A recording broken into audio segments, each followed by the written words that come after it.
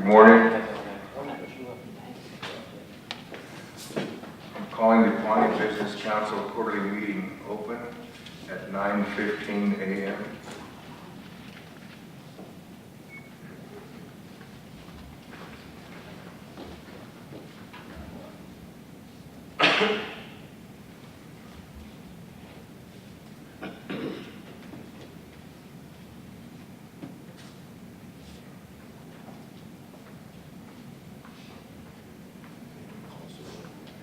Yeah, we're gonna have, we got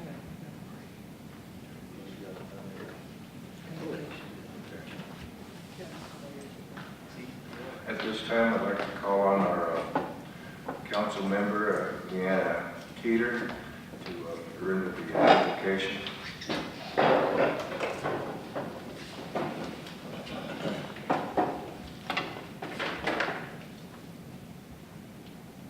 Heavenly Father, we come to you as one, united. We ask you to look upon our people. You know their needs.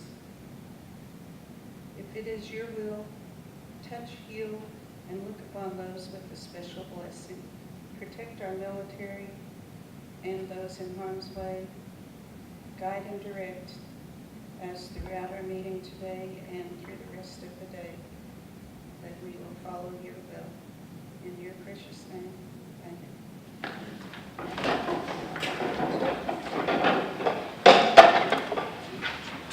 We would now have a roll call.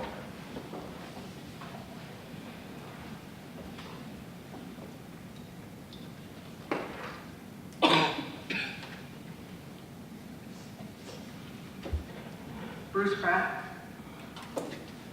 Excused. Darrell Walker, Here. Amy Littleson here, Angela Thompson, Here. Sammy Efton, Here. Donna Hare, Here. Adrian Scott Horseshoe, Here. Dean Here. We have a quorum present.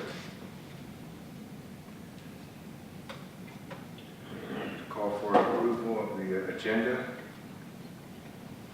I'd like to make a motion to amend the agenda to add the Tribal Tax Commission tribal tax, to item 8.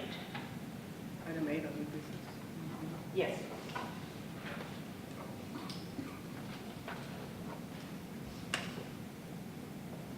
Discussion.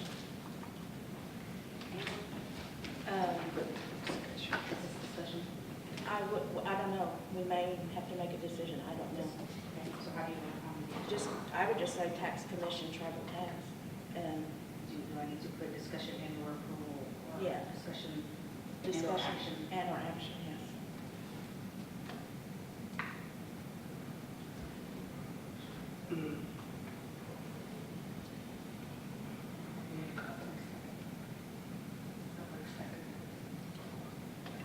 Is there a second to this? I'll second.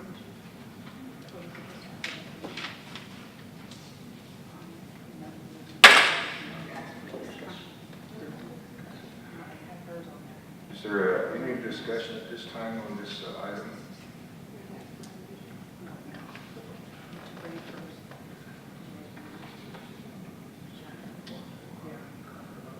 On the agenda or on the? So Item on. the item 8. Call for a vote on this item. Amy Littleson, yes, Angela Thompson, Yes. Sammy Efton, Yes. Donna Hare, Yes. Adrian Scott Horseshoe, Yes. Dean Teeter. Yes. Motion is passed.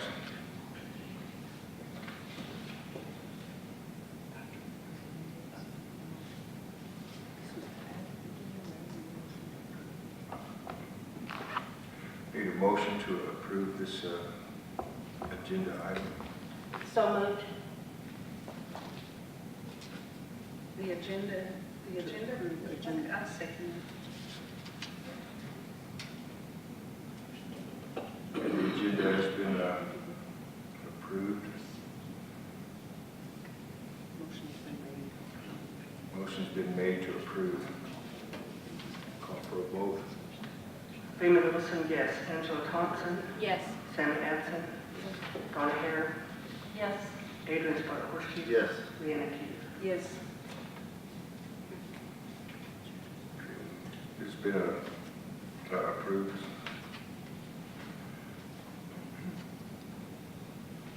Any other changes or additions? Going to approve of minutes.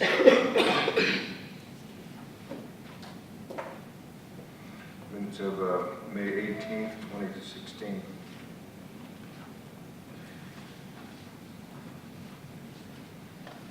I have a correction or an addition to the minutes. Underneath the Pawnee Nation College, it bullet points some of the discussion items, and one of the discussion items was the forensic audit. We discussed that at length, and I'd like that bullet point added to that. That would be number 8.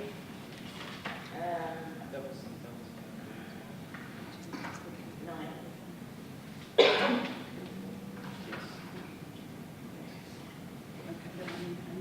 Oh, yes, right, yeah.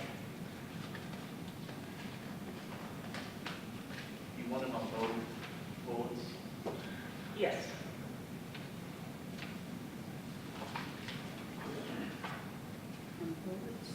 Number 8. I mean, Oh, okay, number 8. Number 8 above, and then on your report as well, on the ED's report as well, number 20.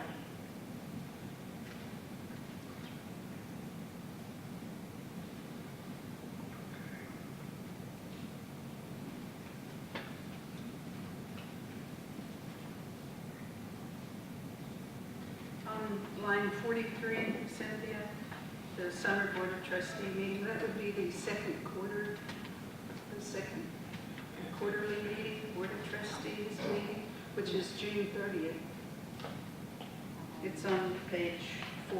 143? Yeah, 143. No, we changed it, didn't you? To summer board meeting, Oh, summer board? it's quarterly. Oh, board. Yeah. Sorry. And then June 30th. There's no 31. That's what you said.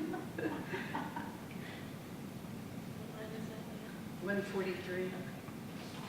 There's no, June doesn't have 31 days.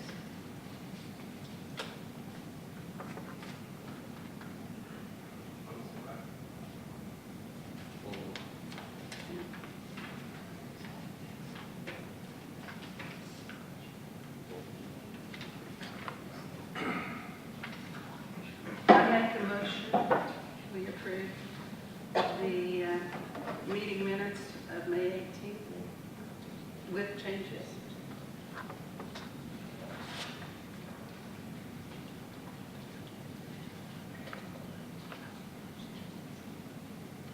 Do I hear a second on that?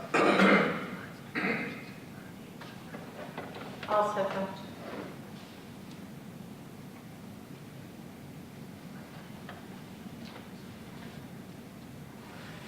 Motion's been made and seconded, and call for a vote. Raymond Wilson, yes. Angela Thompson, Yes. Sammy Adson, Yes. Donna Hare, Yes. Adrian Spargo. Yes. Leanna Keeter. Yes.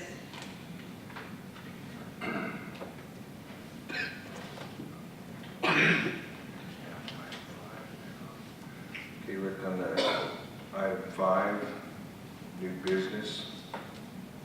Number 1 is approval of resolution number 16-46, ICDBG grant submission, citizen participation.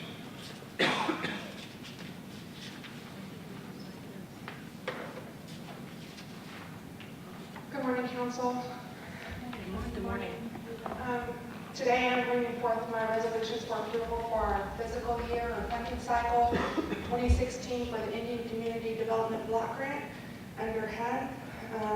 This year was taken into consideration by the citizens' participation and by your guys' approval to go ahead and renovate the and that's what I have written about.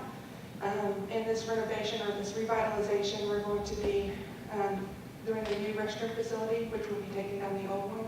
That includes shower and an adequate locker room area. A new dance arbor. We're going to increase the diameter by about 15 feet, making it more shady, extending the shaded area just a little bit. We're also going to be redoing the electrical utilities and taking all of the overhead electrical lines underground, and we're going to loop it around the campgrounds. That way we can put more access and electrical pedestals for the campsite areas instead of the 7 that is there right now. We're also going to be taking out the current lights and putting in more energy efficient lights out there. The fluorescents, we're going to do away with those and go with LED. And a part of this project, we're also going to add an NH Fit Trail, which we have coordinated with PMDOT and the Department of Health and Community Services Program, Pawnee Pride. They're going to bring in some exercise stations that's mixed outside and everything, and they're going to have these exercise stations along these trails and everything. And the trail itself is going to be between the campgrounds and the IHS area. So it's going to be utilizing that field and the wooded area right next door. And it's going to be about an hour long. And it's going to connect on over to that north of the loop where that sidewalk ends. So we're going to make that connection for this trail. And there's going to be picnic tables and benches along with the exercise fit stations. So that's what we're currently writing for. This grant is due on June 14th at 11 p.m.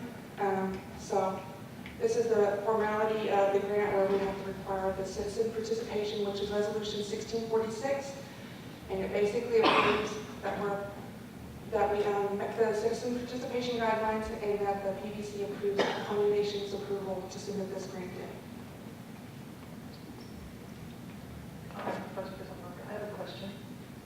So how much skin is in the game for the nation? How much money are you asking us for? That's on Resolution 1648, and I just passed it out. Right now, we're at a travel cost of $175,417. We have some contributions from PNDOT and Pawnee Pride as leverage, and we're also using 25% of the land appraisal of 43 acres in that area. And we did that because even though that trail outstretches in that area, we're not utilizing 100% of that area.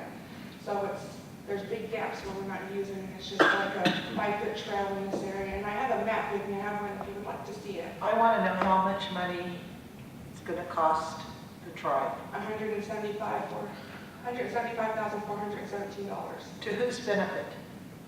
To the community's benefit. How often is that campground used? How often is the arbor used?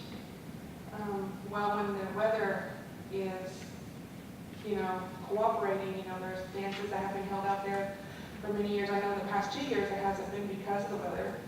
I know Native American Church still goes out there, and every other year we have the Wichita Pawnee. I understand that, but $175,000, we might use it, we may not use it. I mean, it's a huge dream for me that, you want to put underground light, electrical conduits and what have you. Same time. And during a strategic planning meeting that was held, I believe it was last month, all of this was discussed also. I understand that. I have valid questions. I was excused from that strategy meeting, if you recall, and I would like to know what is the benefit. If you're going to say that homecoming's going to go over there and we're going to be able to camp there and we're going to move our dance to our own place, I get that. But right now, I can't support that. Yeah. It's a lot of money. I mean, we have so many people in need here. We have so many college kids that need scholarships. It just seems like a grand idea for a few. My own idea. I just put it like that. Sam, we had kind of had some of these discussions when they presented to us in regard to whether to whether to save our leverage resources, and that was one of the options that the staff that Reva brought forward. Do you want to save your resources this year and not go for an ICDBG project? Or do you, and then we looked at the data from the community meetings, and the Right. next one in line was the. And this Was the campgrounds, and so it was the consensus of the council at that day that we would go forward with the ICDBG project. And I'm just kind of giving you some background, so, because we kind of had all those discussions, and I agree with you, it is a lot of money, and, and then there's the piece of it too, because the community meetings weren't well attended, and that's no fault to the facilitators.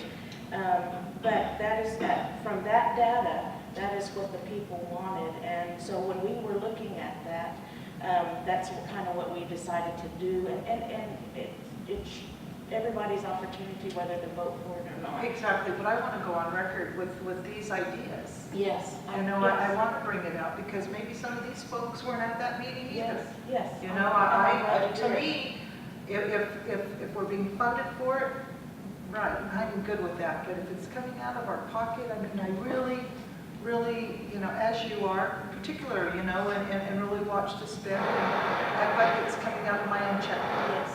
So, I agree. I just want to say it like that, and thank you. Yes, Thank you, Reba, appreciate you. Any other questions on resolution 1646? I have a question. Yeah. So this is just way after the grant, you don't know if you got it, right? No, we won't know if we're funded until September of this year. Okay.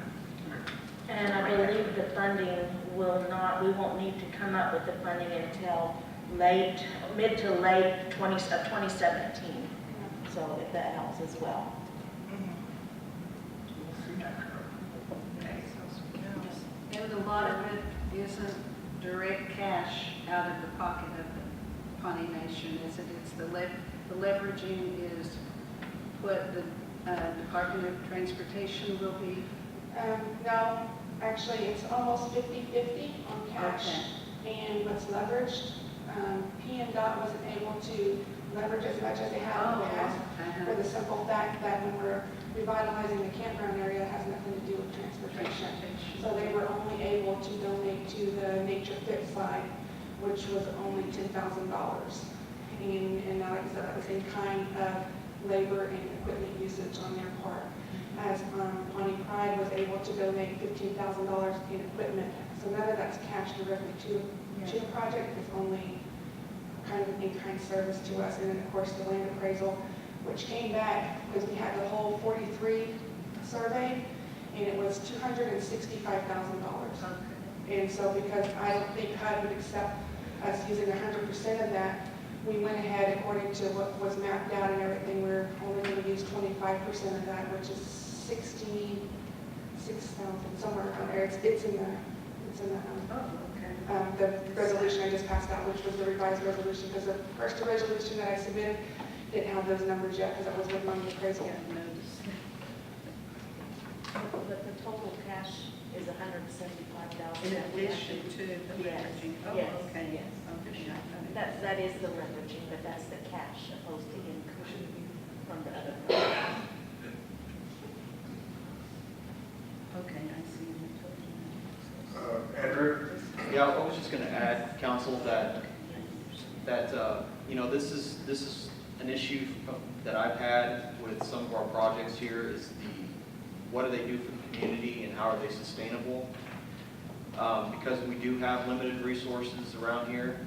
However, I will say that with this project, when Reva presented it to me, at first I was initially, you know, why are we spending $100,000 or more for a campground that is used infrequently? However, I will say this, though, we as a nation, and this is the way I took it as the executive director when I was first presented this, was we as a nation have very few opportunities to use federal grant money to help us in our cultural areas and to help support our cultural values and traditions. And so, you know, I gave the go-ahead for Reva to go ahead and pursue, you know, bringing this to the council in the strategic planning session, because I firmly believe that when we have these opportunities to use federal funds to help us maintain and preserve our cultural traditions and norms, then it does benefit the community. It may not benefit it tomorrow, may not benefit it, a month from now, but we don't know what's going to happen in the future. And as long as we have that space and that place for Pawnee people to meet and celebrate their heritage and their culture, then that's a good thing.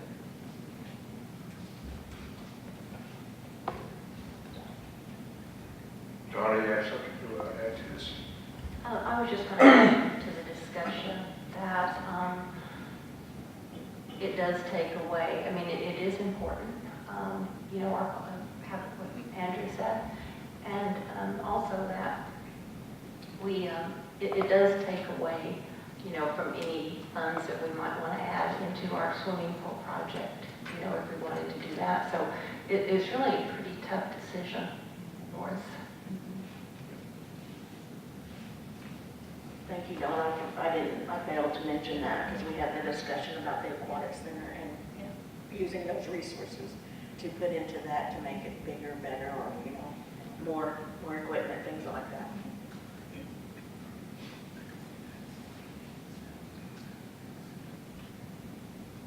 Is there any other discussion? Just that I think that the staff shares the same concerns on the projects.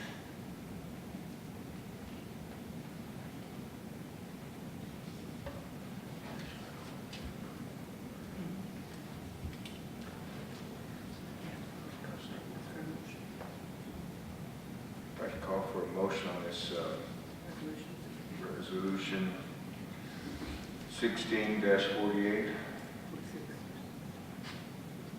Oh, 48, I'm sorry. 48? It's 46.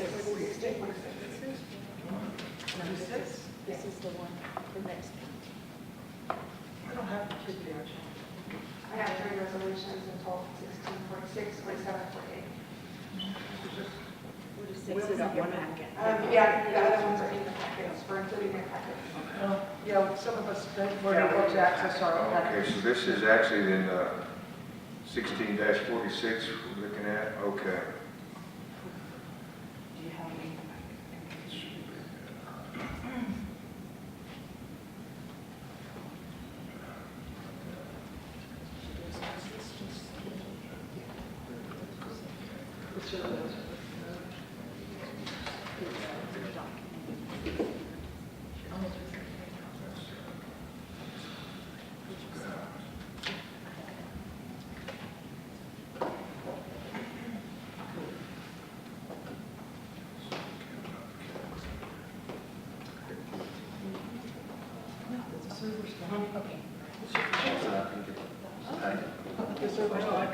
I couldn't get it up on my phone either because it's too big.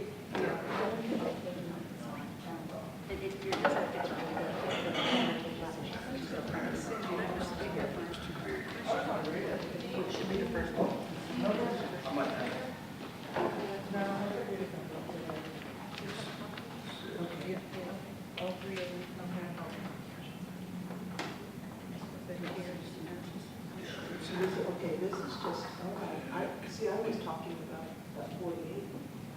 That's the one I have.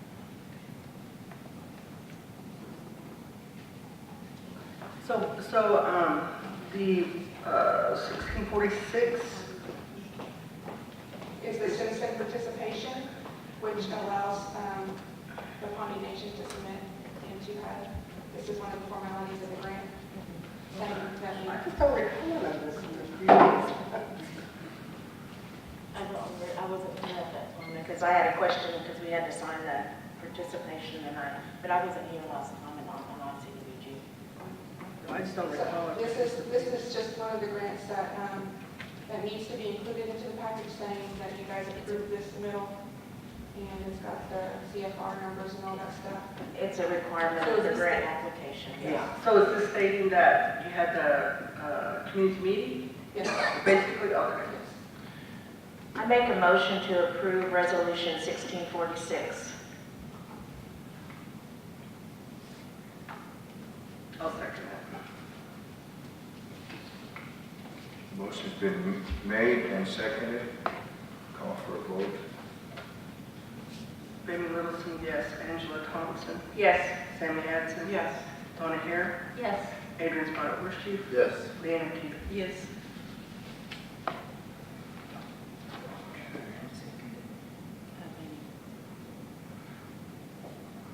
Motion's been made, seconded, and it's been approved. Now on to the item, resolution number 16-47. This is project maintenance cost.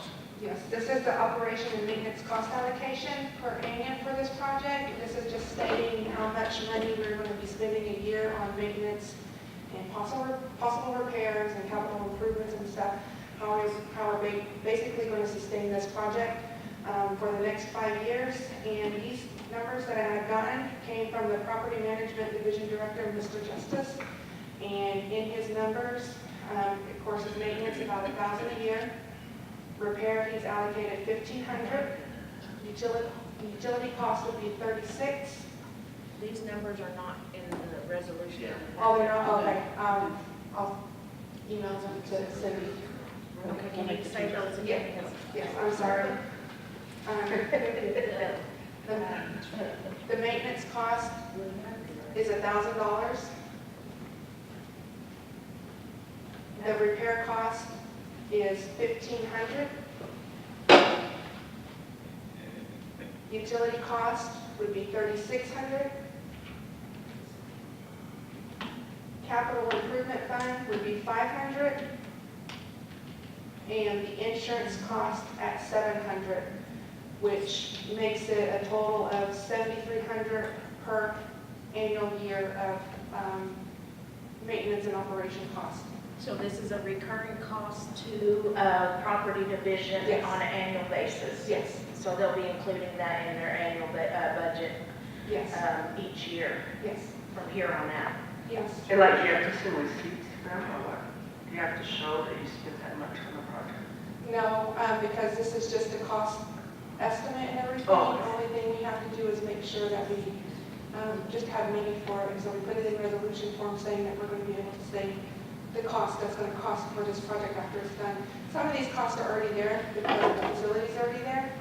I think the only thing that probably might go up would probably be the insurance because of the new building and then the extended area of that. So, like I said, I talked to Mr. Justice earlier this week, so these numbers are what he had provided me.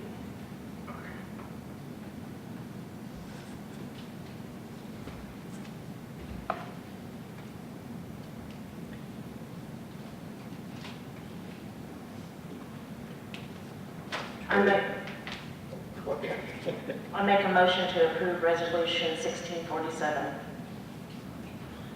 I'll second. Motion's been made and seconded. Call for a vote. Raymond Littleton, yes. Angela Thompson, Yes. Sammy Adson, Yes. Donna Hare, Yes. Adrian Spotted Yes. Leanna Peter. Yes.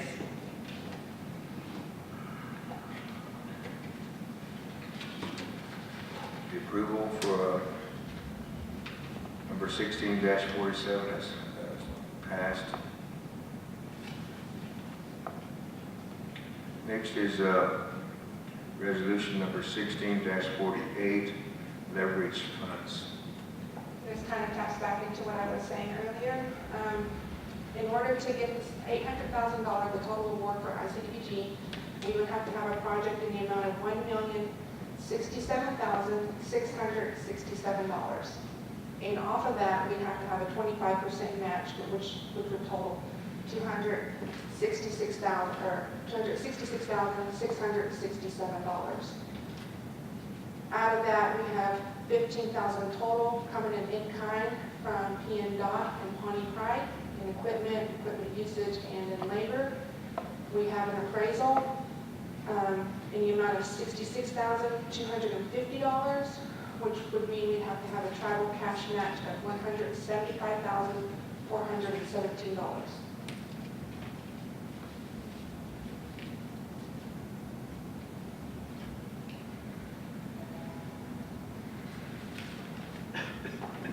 Any discussion on this?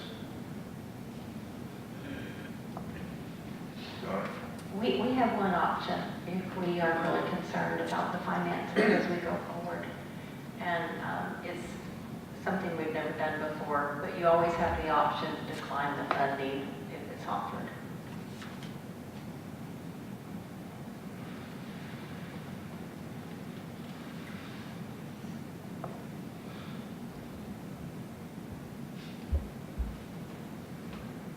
Any more discussion? Yeah, what is the bottom line dollar figure for fixing that campground?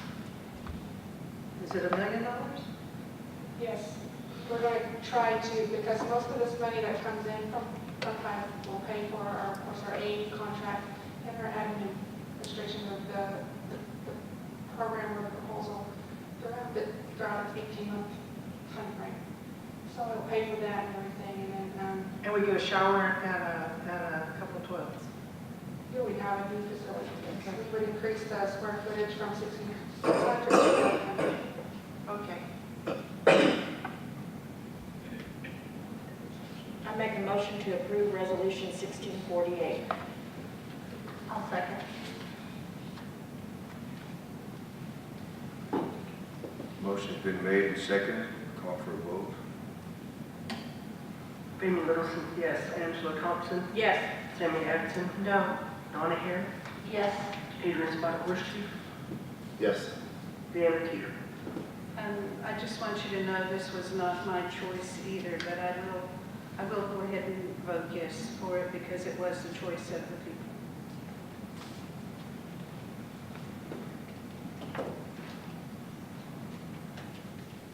Vote was taken and resolution number 16-48 has passed. Thank you, council. Thank you, Eva.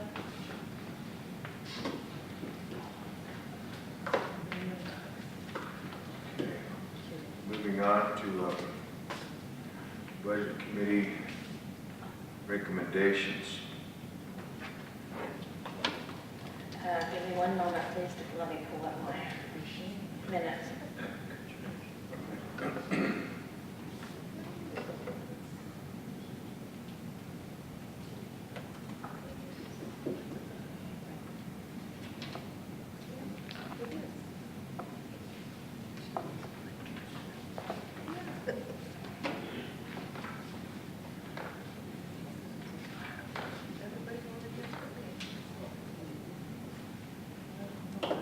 Okay, we met on May 27th, and the first item on the agenda, well, I'm not going to go over the agenda, I'm just going to go over the approvals.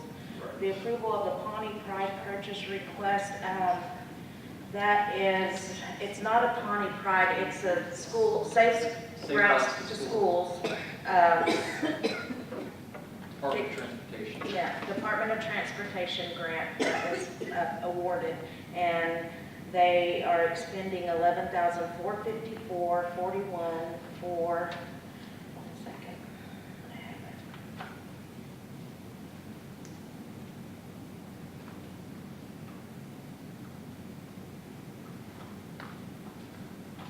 It's bikes for participants in the Safe Routes to School program. I believe they're building sidewalks and so that they can have a safe route when they walk or ride their bike to school. And so a part of the, one of the goals and objectives of this is to buy bikes for the participants. And that amount is $11,454, and I believe we didn't put the number of people, participants that it would, I know that was mentioned, or that was a question. If you recall. 40, I think. 40?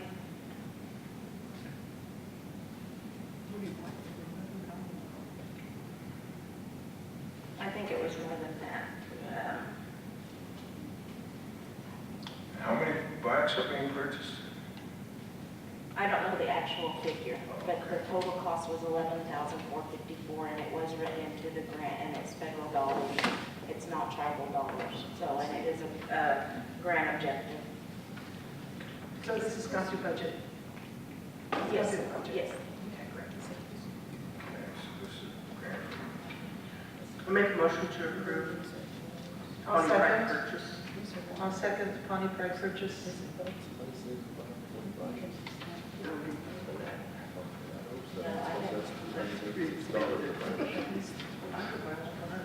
Motion has been made and seconded for the Safe Route to School program. Call for a vote. Amy Wilson, yes. Angela Thompson. Yes. Sammy Adson. Yes. Donna Hare. Yes. Adrian Spotted Bushy. Yes. Leanne Peter. Yes.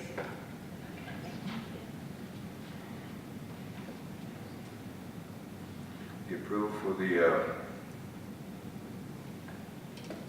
Safe Route, or the donation request has been approved, has passed.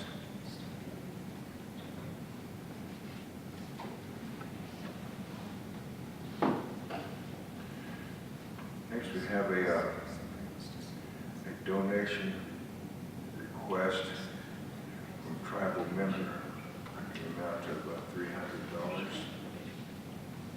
Yes, there was a donation request received for a tribal member.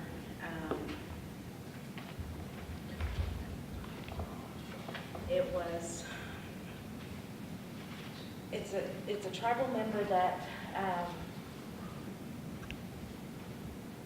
whose husband is ill, and she's the tribal member, and he's on, this is a tough subject to talk about because he's very ill and he's not going to make it, and she's requesting assistance to help with his burial. He's not a tribal member, so we can't send him to our burial assistance program, but she is the tribal member. She is the one that's going to bear the cost.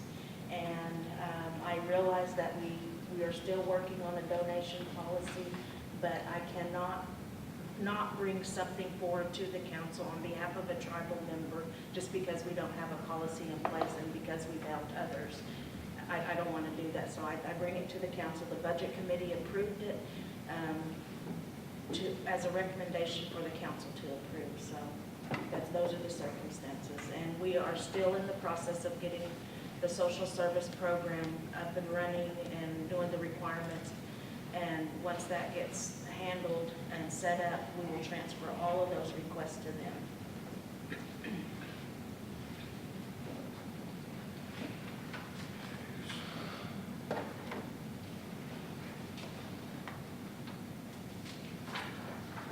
I make a motion to approve donation request for tribal member amount of $300.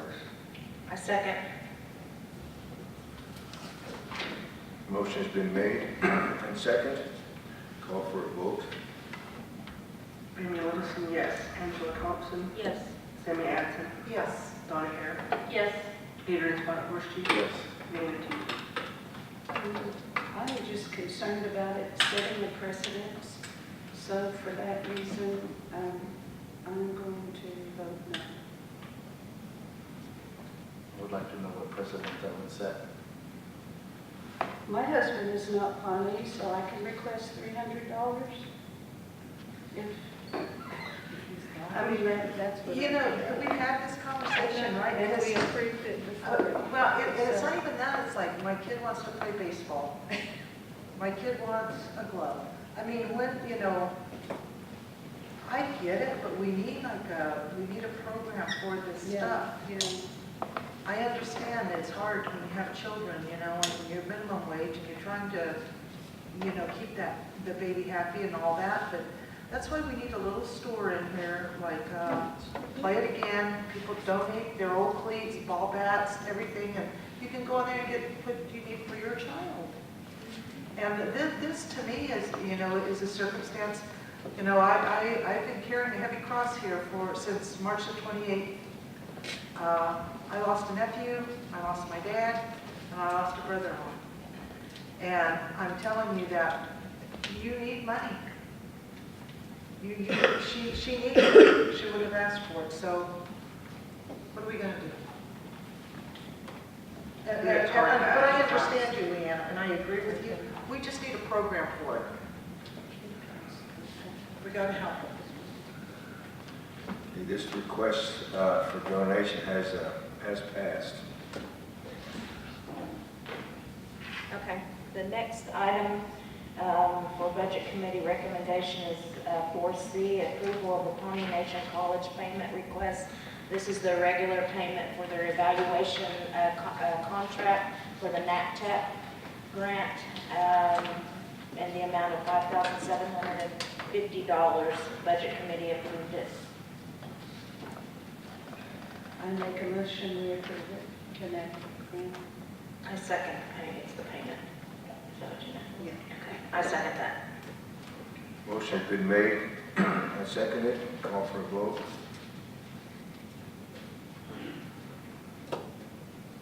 Amy Littleton? Yes. Angela Thompson? Yes.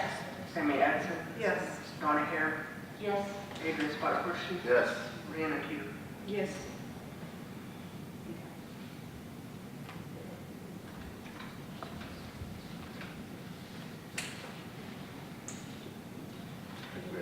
Answer the red. Continue. Okay. Number 5 is Property Committee. Recommendation, Property Committee reviewed approval of Resolution 1649, which is the Bledsoe track lease. And when we reviewed this, well, it was tabled and sent to Property Committee for review. The Property Committee reviewed it, and some of the discussion was, are we getting fair market value? President Pratt was in the meeting, and he was going to get with Andrew and Jeremy to see if they looked at, if it was the fair market value. Andrew, do you have anything on that? Because I didn't receive any update before today. On the fair market value of the land, Yeah. I mean, Did you have a conversation with Jeremy? no, Jeremy was out of the office because he was meeting with the BLM Okay. about the communitization agreement. Okay. So I don't know what the fair market value is. I can probably say no. Okay, and for that purpose, I've asked Executive Office Cynthia to include the recommendations of the Property Committee to the BIA. We can't probably, I mean, we could hold them accountable, but, and this is our way of holding them accountable, and we put it in there that we approved the lease based on, I believe Bruce talked to Bledsoe, and he's willing to give us 1B per 3 year of the lease. And we approved for a 3-year lease, we get 1B. The second thing that we put in there is to entrust the Bureau of Indian Affairs to ensure that we're getting fair market value. Another whereas is to, my mind just went blank.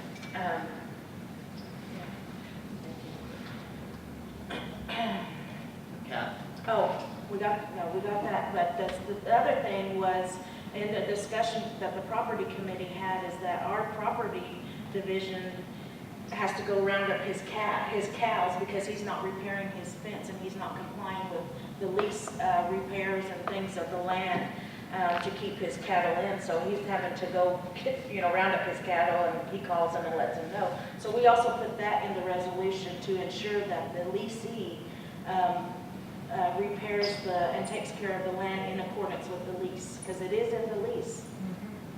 So we put those in the resolution, hoping that that sends a message to the Bureau that we want them to seek fair market value and all those other parameters. So with that being said, I make a motion to approve Resolution 1649. And the total amount of the lease is $4,900 a year.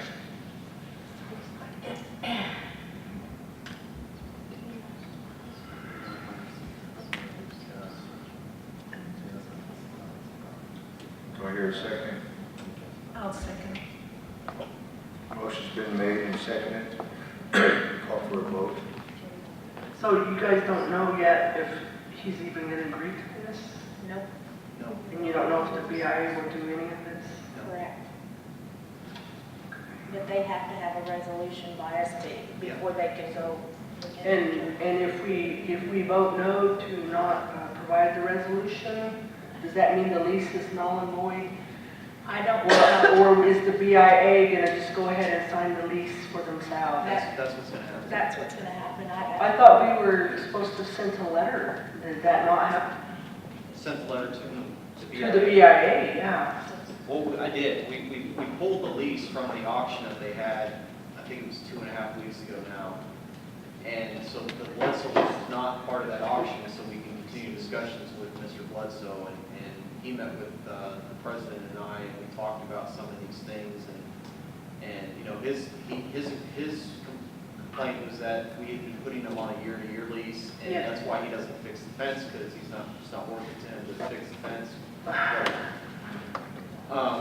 But the truth of the matter is the BIA is our trust agent, and they will make a decision for us. Well, I believe that all you have to do is write a letter, that's what I was told.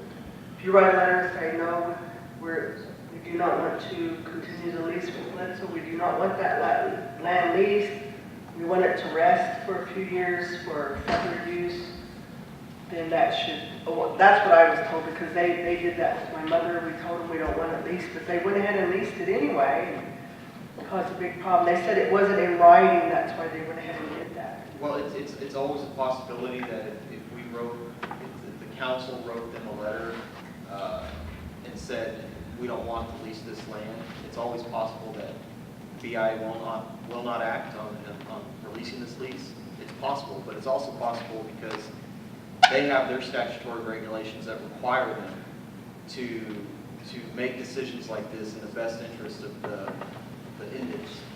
So in the end, it's always up to the superintendent of the BIA to decide whether or not he's going to approve a lease on the land. Well, I just don't think that theory's been tested, and I think maybe we should test it. Sure, we'll test You it. know, because we've been saying that we want to do something, and then we're going year by year, you know, and I'm thinking, you know, yeah, that land needs to rest. And there's so much we could do with it ourselves, which would bring in more than $49.99 a year, really. And that was discussed too. Jimmy Justice brought, that ideal up to, in regard to taking, farming and grazing, or putting, I'm not a farmer, cattle, you know, things out there, animals. You know, you know, and doing it ourselves and getting the benefit of the beefs, raising our own cattle and things of that nature, or agricultural growing things there for our own benefit of our dances and our people and things like that. Because isn't a portion of that is like a gardening spot, or where they grow some kind of crop? Does he grow a crop out? I'm just thinking from the sky view that it looked like one part of it was like where they had planted something. But all I could imagine in my mind was corn. We could plant our corn, you know, have a big cornfield. And I also asked Jimmy if he would take us around to those lands so that we can actually see them for That'd be ourselves great. at some point in time, and he's willing to do that. That'd be great. This afternoon?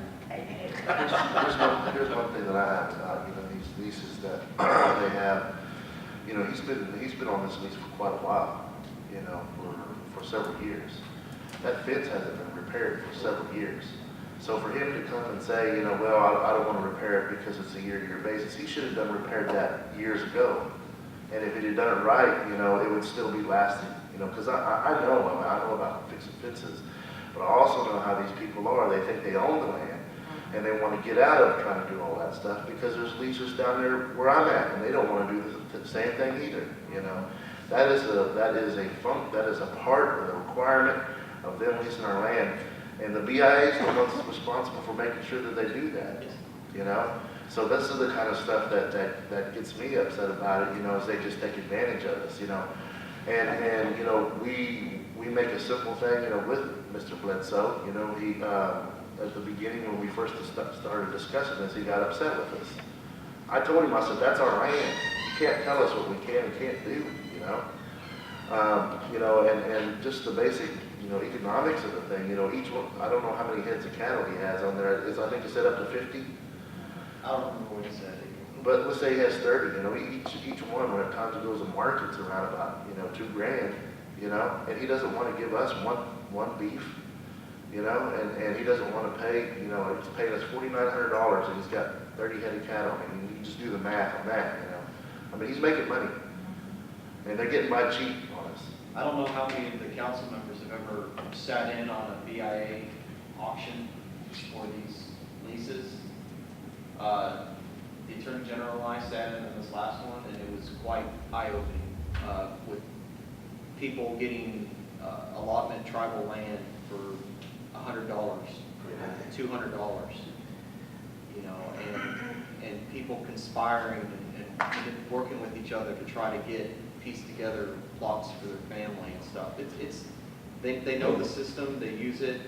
I would say this with the Bledsoe lease in particular, if the council wants to write a letter to the BIA, say no, that's fine, but I will tell you that we would have a greater chance of ensuring that the BIA wouldn't do anything with that land or that lease if we also had a plan for that land. I mean, it would put us in a stronger position if we had a plan. And because, you know, we also have a fracking moratorium in place, but yet there's still fracking going on our lands. So it's one of those things where statutorily they are required to generate income for the tribal citizens. That's their measure of the best interest of the Indian. And it could be a penny, it could be $1, but it's better than nothing, and that's their measure. Well, you nailed it on the head when you said, you know, they've been doing it, they understand the system. They've been doing it for generations. Oh, of course. Because I've seen it myself, being a young person around where I'm at. There's a whole family, they know that. They've been leasing those lands for years. You know, and now they're buying up all the Indian land that, you know, as soon as somebody has a, you know, hard time or something, you know, which is understandable, they buy the land up. You know, they're starting to, you know, pretty much control it. Remember at the last meeting, Councilor Adrian, we talked about this exact same thing, where there is a small group of people who've been doing this, I suspect, for decades. Yeah. Because if you go to the VI land auction, there's a handful of families, and the same last name keeps coming up again and again when these bids are being opened up or when they actually auction off some of these leases. If the land's not worth anything, it's their fault. You know, that's basically what it is, you know. But they're making their money. It is their fault because they're the ones who've had the lease for years. You're exactly right on that. And I'll just remind the council that the standard for best interest of the Indian is any productivity whatsoever. Yeah, it's not much. Any productivity whatsoever. I have a comment. So I just did the math on $5,000 a year on 423 acres. It's $416 a month. Yep. I will say this much, I really take offense that we've got to go justify to the BIA why we don't want to lease our land. Yep. Tell them we're going to put our own cows on it. That, I mean, just tell them that, we're going to have our own cattle. And we'll raise our own, for our own beef, because I guarantee you, for $416 a month, this guy's probably going to bring the oldest thing ever and try to use it as rations at powwow, and no one's going to be able to chew it. So I just say, let's write the letter. We don't want to lease that 423 acres. We're going to keep it. This is my recommendation, you guys. Well, and I'm with that too, you know, because, you know, you have some people that, you know, they see, well, that's money that we're no longer getting, you know, but this is our land, you know, and it's been stated that it's damaged, it needs to be,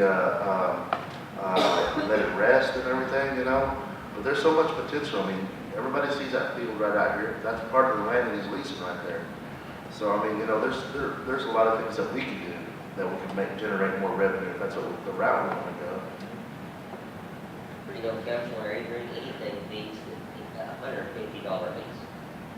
There were people that were getting leases for $150. We need a realty program. Yes, we need our own. Can you look into contracting that and We have looked into that, Treasurer Thompson, and the issue's always been the 63080 that function from the BIA. From the research, the limited research that we started doing on it, the BIA doesn't get that much money to have that function anymore. And so I don't know if we can sustain a program like that, but it might do be. you know what our tribal share is? I don't know, we haven't delved that deep into it, but we need to bring that up with the land management committee, because that would be something that the land management committee, could do as far as 638 and that contract from the BIA. Why would it be the land? To me, that's an admin function to determine whether, what the tribal shares are. And it's a, you submit a package to the BIA, but first you gotta find out how much money is available to transfer to the tribe under a Title I contract. I would want it to be a land management committee issue, because if we are going to compact any kind of realty function, then that's kind of who the built-in committee will be that would, oversee those kinds of things, because they're also doing the COBEL. The land buyback program is coming through the land management committee, and that's going to start in 2018. And if we already got that built in the system, we can use it. We can look into all these functions. I'm open to anything. I would agree that it should come through land use, but the bandwidth for land use is, expertise is not there, right? So the idea would be to get a stand-up, functional department within the nation to handle it, ASAP. Well, why don't we look, you guys find out what tribes control it, see if one of their department heads would come over and do a presentation to us about how they got started and what it would take. ACA already has theirs. I know they have it, and there's other tribes that have it, but that's just my suggestion. That way we'll know what direction to go and who this big responsibility is going to be. My suggestion wasn't that the land management committee would be the realtor department.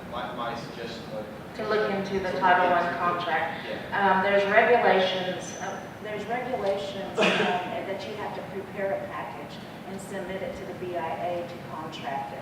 But before we do that, we need to request information from the Bureau on how much the Pawnee Nation share of that realty function, that they provide those PSFAs for us on our behalf, and how much CSC in addition to the base amount that we would get recurring each year. And then from that, we can make a decision whether that's enough money to staff a department. Right. And then we might also leverage the funding that's coming through for the buyback program. That's, I think, funding at $500,000 a year up to $500,000 a year per nation. And that program, that realty department or division would be the one that would. Exactly. Yes. Exactly, that would administer that as well. Yes. Be beautiful. I think I made the motion. I said to approve the resolution. What's the motion? To approve resolution 1649. I made the motion to approve it. To approve the lease? Yes. It was seconded by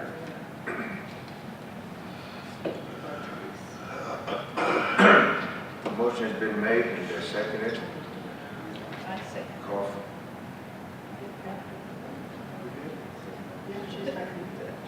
You ready to call for the vote? yes, call for a vote. Yeah. Call for the vote. Jamie Littleson, no. Angela Thompson.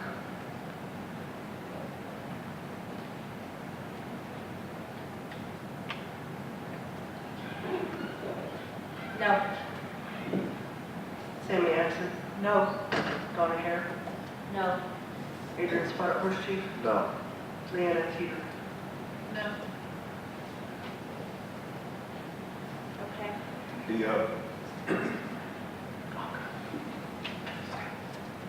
The resolution number 1649, the Bedso lease, did not pass. Okay. The next property committee meeting, or property committee recommendation is the BIA building lease. We reviewed this, and the total amount, and Jimmy has been working with the lady at Region 6 in Dallas to prepare this GSA Form 1364, this lease. And we looked at it, the total annual rent is $127,863.54 to rent, for the BIA to rent the building that they're in on an annual basis. The lease is firm for 5 years and a total of 10 years. It's a 10-year lease, but it's firm for at least 5 years. So What does that we mean? would be locked in it for 5 years. So, Or they can commit, we would be locked into it for at least 5 years, and after 5 years, we could look at. Who does the tenant improvements and that type of We stuff? do. We pay for that?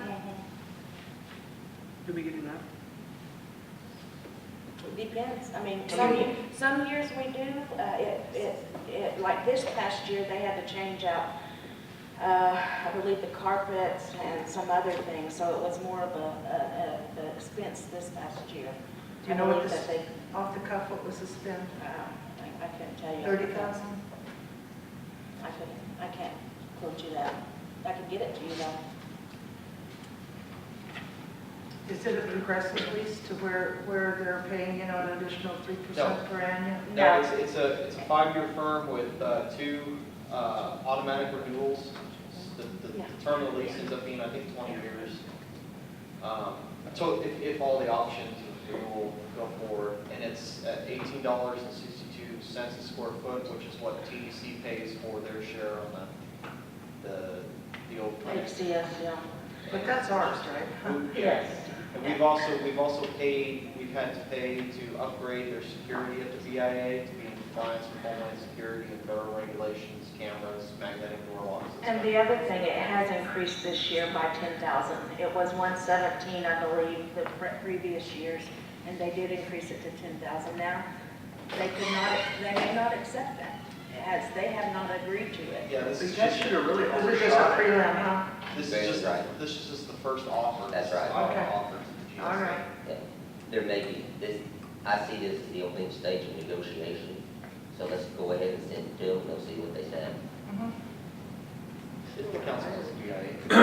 Yeah, We that's got a little true. 10% kick. I'm not a big fan of the BIA. I'm not either. 25%. Get a 10% kick, that's pretty good. All right.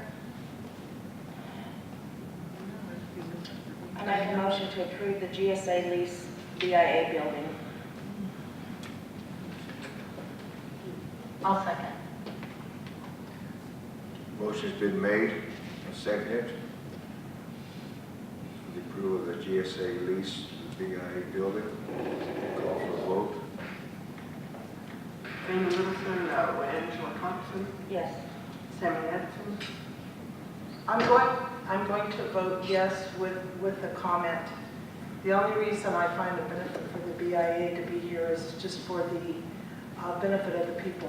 Not only us, but our neighboring tribes, that it's convenient. Otherwise, they'd probably move down to the city or Stillwater somewhere, and be away from us. And it generates income, so I'm going to say yes. Donna Hare, Yes. Adrian Spotted Horseshoe, Yes. Rena Teeter. Yes. The approval for the GSA lease BIA building has passed.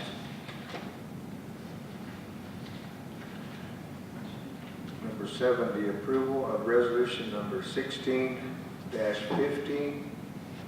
the A&A grant submission for education.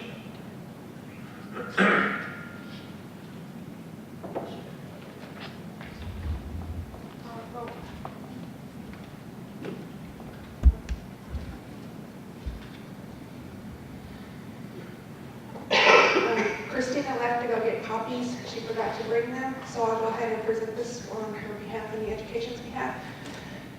This is for the ANA LEAD program, which is a youth leadership program. This is something that they're putting together for mentorship. One of their 3 objections was mentorships, academics, and something about connecting, generations connecting from from the youth to adults to elders and stuff. This is just a formality on the grant saying that, you know, the Pawnee Nation accepts this grant and will submit it. It did go through proposal review yesterday, and it was approved by all committee members. Sorry, Christina wasn't here, so, and I'm just going off what's on my phone. Like I said, she'll have copies to you whenever she returns. I got a question. Yep. Is there a match? There is a match, but we discussed it in the proposal that it can be in kind, and we can, you know, space costs, those kinds of things, administrative costs, it's, It was 20%, It and was also 20%. they're looking at an option to get a waiver on it. and there's also a waiver available to do that as well, to submit with your Okay, application. so there's a 20% administrative cap? Is that what you're saying? No, I'm saying there's 20% match. Match, okay. But like Andrew's saying, you know, they could use space cost, salaries. As in and kind. stuff. Yes, and also they were looking at an option to get a waiver on that match. Okay. And the total award amount, is it a 3-year project? Yes. 5 years? 5 years? And how much is it, total is a $1.6 million grant? I think that was the number there about, yeah, and Christina just put up. So the amount of indirect costs that we would recoup over the year is about $135,000 the first year and then $110,000 each year after. Is this is what Leanna provided me.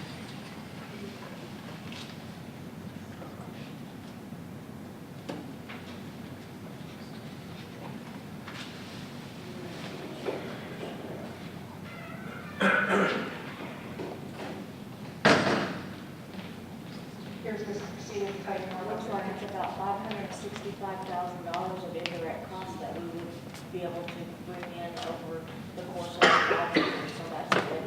That is good. If that's correct. On the budget, Uh-huh. I know I have to change the indirect cost rate. Okay, because it's figured at 56 point. It was figured in the one, yeah.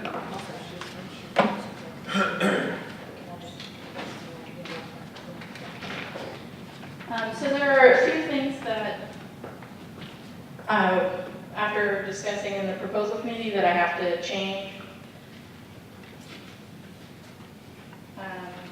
One of those is the indirect cost rate, which I think is 52.75, and we have to make a note about where we're matching, so space costs will probably be how we'll make that 20% match. I also have to add in maintenance and gas and insurance for the subsequent years after purchasing the vans. And I have to make a few changes within the proposal itself to add in a project timeline and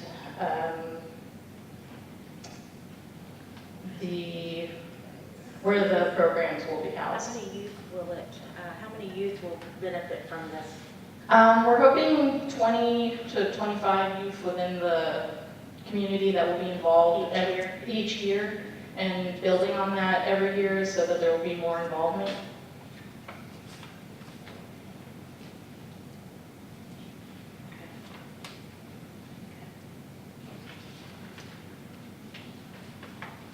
How much involvement do you have with the youth right now? Right now, like with the JOM program, we have about 150 students enrolled in the program, and those are of all tribes, not just Pawnee. We usually get about 20 kids anytime we have a youth camp or youth event. You planning on having any summer youth activities? This year? Yes, we'll have a 2-week camp in July.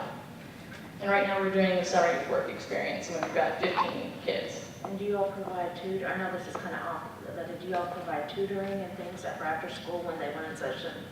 Yes, in the fall we did. Okay.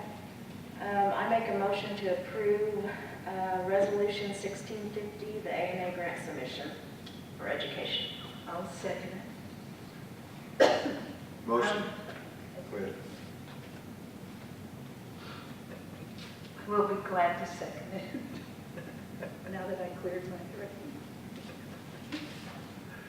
Motion's been made and seconded for the approval of the A&A grant submission for education.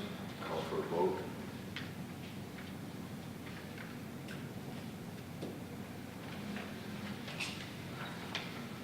Was this in this packet?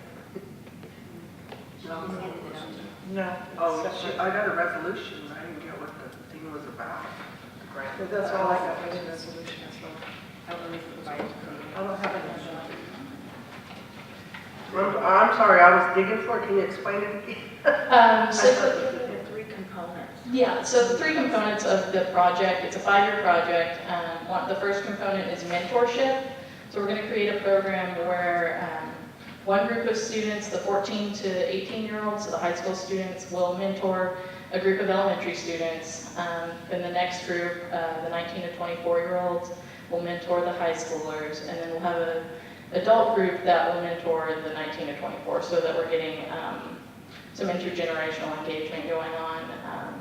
Mentorship was something that was targeted and brought up to us as something that needed to be done for the youth. So, and then the second component is the culture camps. So we'll be running culture camps during the breaks of school, so summer, winter, and spring.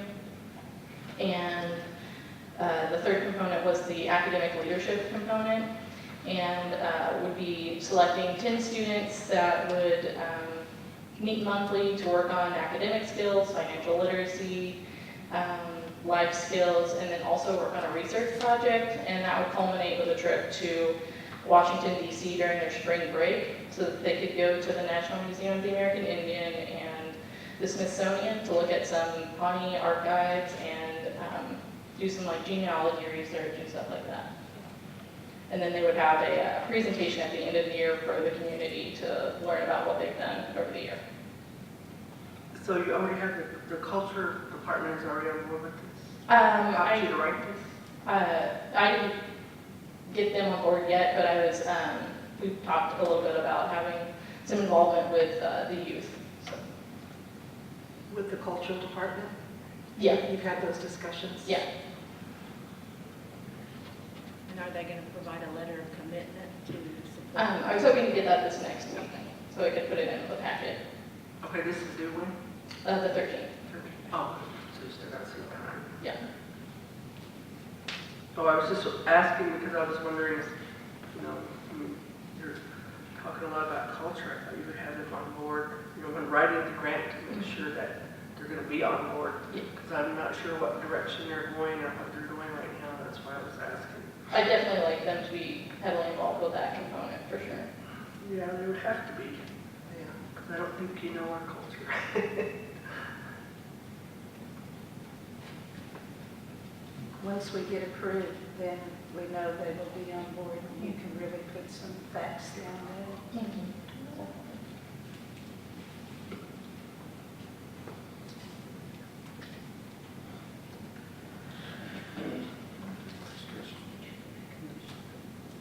I make them, oh wait, we already did. I need a break. Call for the question. I did, you do, and Leanne, a second. Motion's been made and seconded for the approval of Resolution 6. 16-50, grant submission for education. Call for a vote. Amy Littleson, yes. Angela Thompson. Yes. Sammy Hanson. Yes. Donna Hare. Yes. Adrian Sparrow Horsey. Yes. Brianna Kears. Yes.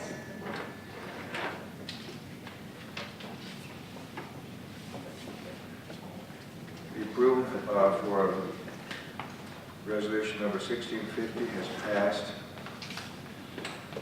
At this time, I'm going to ask for a break, but I would like to have a Mr. Dennis Mavich to come forward. He'd like to address the council.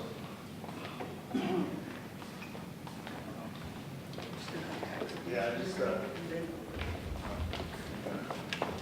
on over.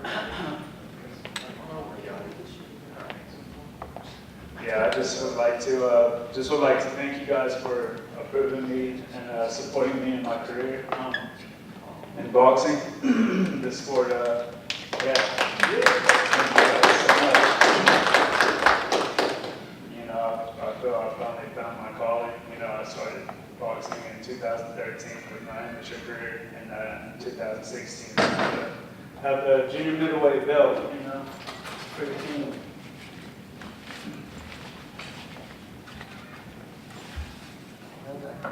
I won this 2 weeks ago. So, you know, all my hard work and all y'all guys' support and believing in me, you know, it really does a lot, you know, believing in yourself. And I already believed in myself, and you know, how you guys gave me that extra push, you know, supporting me. And I'm just very thankful to have you guys behind my back, you know, and it's amazing. And this is just the beginning. I just want to, you know, continue to stay humble and continue to give glory to God, and you know, change the youth that may have struggles that I've had whenever I was their age, you know. So, you know, this is just a bonus right here. You know, I already feel I'm a champion with or without it, you know, because God tells me that. And I just appreciate it, guys. I appreciate it very much. Just wanted to come over here and shake your hands and tell you thank you. And God bless. Be sure to let the camera see over there too, so that's our people. And I want to say congratulations to you, you know. And, you know, myself, you know, it's my hope that we can get you to fight right here, right next door. You know, that's the whole part of the sports commission.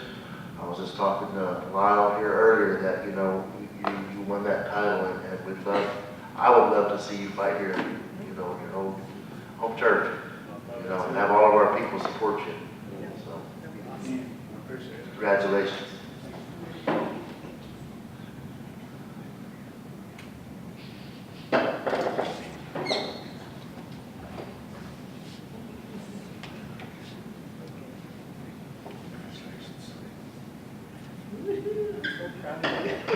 Very proud of you. Thank you. What an honor. Yeah, Before we go into open forum, I'd like to call for a 2-minute break. Dennis, let's see it. Oh. Let's see the end of one of our, Excuse of me. one of the events. That'd be awesome. Yeah, that'd be great. Thank you. Yeah, with your belt on, your shorts. And I come talk to them. That's awesome. I'd love to. A lot of little boys admire you. I just want to be an inspiration, you know. Yeah. I rescind the break. Okay, good. He needs a break. Okay. Take a 2-minute break? Can we take a 10-minute break? Sure. Yeah, Don already got it. Yes. Are we voting? No, we're not voting. Okay. We're just, are we thinking? Take a 10-minute break.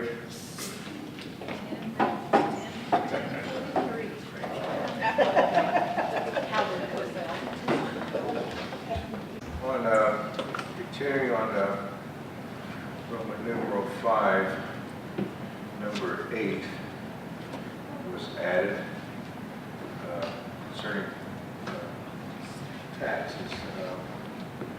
Someone, tax commission, someone start the discussion on this. Yeah, I requested to add this to the agenda. It's been brought to my attention by several tribal members who have complained about the increase in the tribal tag, and they stated that the increase is higher than what is offered at the state. And so they dropped their tribal tags and went to the state. That concerns me for 2 reasons. It's the one, increasing the tribal tags to be higher than the state defeats the purpose of why we have tribal tags, is to give discounts to our tribal members. And also we benefit from the revenue. And so we're losing out on revenue. I know of at least 4 to 5 people, maybe 5 or 6 people now, that have dropped their tags and went to the state because it was more expensive than the state. So and then I have another question is,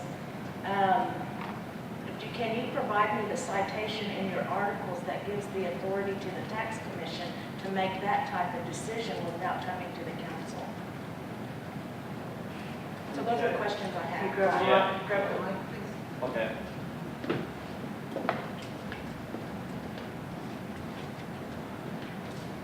Okay, well, thank you, Council.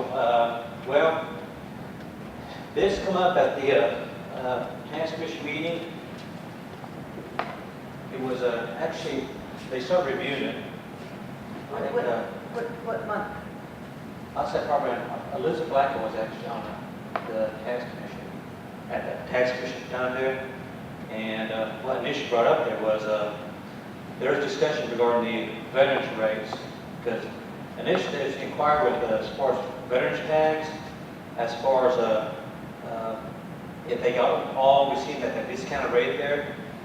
And that was the first one initiated. And I'm surprised at that. The way the system's set up there is that the active duty and the disabled veterans are at a discounted rate, and that their veterans tags are set up at the regular rate.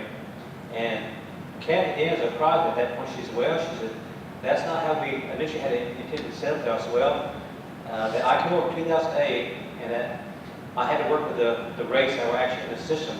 And that's whenever the tax department was set up as the Department of the Tribe in 2008. It was in July of 2008. So that's when I apprised them about the veterans. And then she said, and then that's when they started to discuss as far as changing that.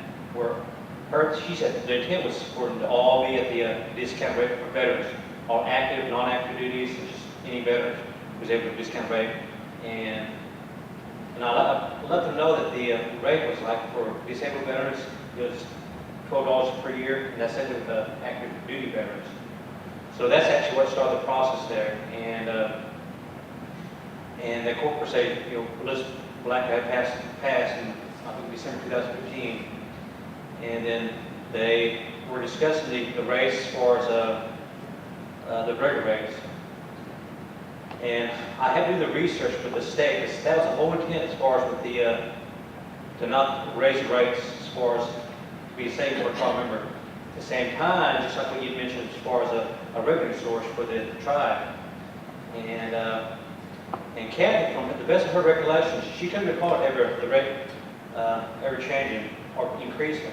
And she said, well, maybe it's been 15, 18 years because she's been on that task commission for quite a few years there.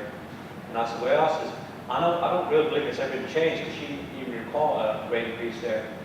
Because I had indicated from based on the rates that were set in the system, they had it at the top end of a vehicle rate set at $15,000, which would have been back in around '94, that would have been a reasonable rate for a brand new vehicle. So that pretty much shows you how outdated those rates were. Because they obviously, because the alternative for the trial member was for them to go with the state's rates. So I had to do the research for the state as far as what's the rate increases and how's their system set up there. When I initially approached the state, because of the difference in our system and how their system is set up there, I initially tried to make contact with the two Oklahoma State Commission's representatives there. And it's because of the complexity of theirs and then how ours is set there, there's no way that they can really determine how much our rates would continue to be for a new vehicle and how much would the state would be. Because they said it's based on comparing like apples to oranges. And of course, then they continued on with the tax commission reviewing that. So I knew we needed to prepare that for the next tax commission meeting. So I did contact Deanna Jennings with the local tax agency because she's a classmate of mine when I was here in Pawnee there. And it was the same thing with the variable. She said, Lyle, she said, it must be been quite a while since you guys updated your rates. She said, 15,000 is, that's not even a reasonable figure to put in there. I said, well, I said, I get something prepared for the tax commission to compare there. And she said, well, we can run it based on the 15,000. She said, but realistically, we would need to put that in the system there, because what that is you put the top end of the factory delivery price for the vehicle, and then the system automatically depreciates each year as far as with the actual rate. Kelly Blue up there, and that's assuming that they took care of their vehicle. So they'll go ahead and put the actual factory delivery price. So say we tag a 2016 vehicle, and they actually purchased it in 2000. It's actually 3 years old. So what our system does is we put the, of course, like I said, ours, it was set to automatically set at 15,000. And like I said, it was still going to be difficult to correctly assess that. So they did with the state on with the 15,000 effective delivery price, compare apples to apples as best they could. And for that rate, for them to tag with the state, it was going to be $1,098. And with the tribe, it was actually be $198. But what the tax commission was looking to do was they actually doubled the registration rates. With the increase was $383. But the difficult part of this was because of the difference in prices, because you got newer vehicles, the truckers that do purchase the new vehicles, so it isn't really impacting with the newer vehicles. But like with what we found out, we had a trial member come in, and they actually get a rebate from the state. They had a person in Louisiana, and he was actually getting a tag, title, registration paid for him on his behalf for that sales deal, and it was going to be $2,100 with the state. And with the tribe, he paid $383 with the tribe. And when I initially presented the tax commission, that's what it indicates. It's very difficult to assess as far as what the other rates are, because we had some tribe members that purchased like a $30,000 vehicle, some that purchased a $15,000 vehicle. Well, like I said, that's kind of outdated rate there, $20,000 vehicle. But what we do is, in our system way it's set there, we automatically put in 15,000 on it in that system there, because that's how the rate's calculated on that there. So that trial actually had I had initially indicated to the board that the savings actually be for the tribe member is when they initially tag the vehicle. Because like when I came down and tagged with the tribe, my tag was actually going to be $1,000 with the state, and with the tribe was $198. And because of the difficulties as far as Nancy said, well, they have different fees that are built into the system. She said, like, there's a difference of 20% that their system will automatically adjust that. It's primarily to deal with, like, whenever someone makes a purchase and the seller puts on that they purchased that vehicle for $10,000, and when actually should have been for $15,000.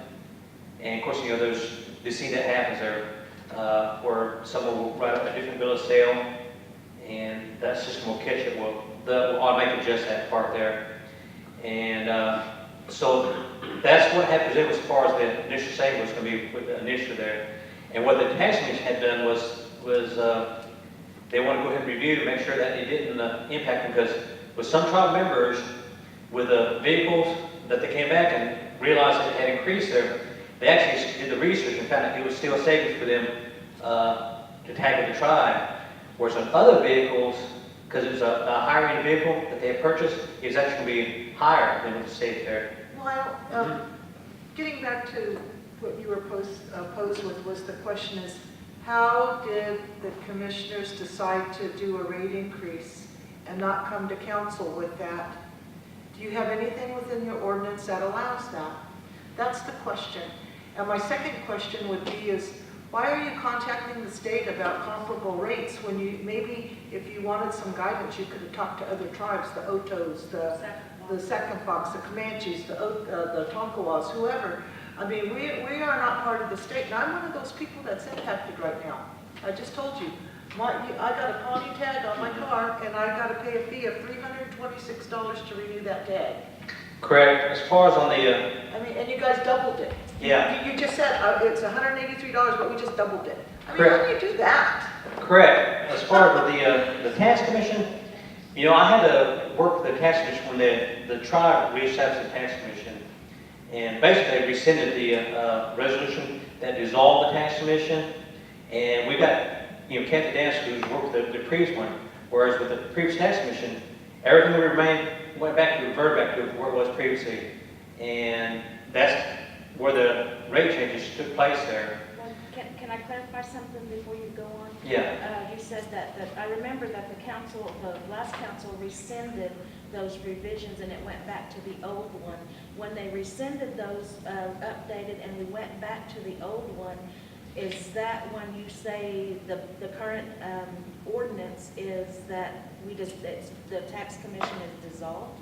No, well, basically what was the politics part there, I'm not really sure what took place as far as the politics, as far as when the tax commission was rescinded, because I went over in July of 2008, actually when they made part of the tribe there, and they basically just kind of dissolved the tax commission there, and they made part of the tribe there. Let me, you mentioned a key date, July 2008. I remember that was when we were dealing with this, and I met with the tax commission on behalf of President Nuttall at that time, and I came to the tax commission meeting. There was a July 2008 ordinance, and they were revised in 2013, but then that council rescinded the 2013, correct me if I'm wrong, rescinded the 2013 revision, so you reverted back to the July 2008 ordinance? No, correct. Well, you know, you actually come over to tax commission on that issue. You remember you come over at the tax commission? Yes. And then it was clarified that, you know, basically that when the tax commission was put back in place, the tribe had put in place the tax code of 2008. So basically, your assessment was that it goes back to the tax commission policies that were in place prior, which was actually 2007. Okay. And is that what you're following? Correct, yeah. And basically with the rate increase, as far as the authority and everything, from my understanding, that's where all those rate increases took place there. Of course, Kathy couldn't recall it. She thought it was 15 years, and I told her, I said, Kathy, I honestly don't recall the rates ever changing there, increasing all. And I said, based on the $15,000 vehicle, and go back to with the state, the reason that they had me direct me to follow the state is that's the alternative that the tribe member has, because if they don't want to tax the state, they're not going to another tribe to take the vehicles, and that's why there's no research done with other tribes there. But, you know, go back on the other tribes, that's one thing we are, is trying to see what rates they have, because... Just their methodology, Right, right? Their yeah. methodology to increase rates. I'm not saying go by their rates, use their methodology. We are not part of the state. We are a sovereign nation. We can do whatever we want to do, but you can get a business model from other people leveraging their knowledge. Yeah. That's what I'm saying. Yeah. You know, I think that I'm getting all worked up because I really hate giving commissioners the authority to do this stuff that affects people, affects pocketbooks without coming right here.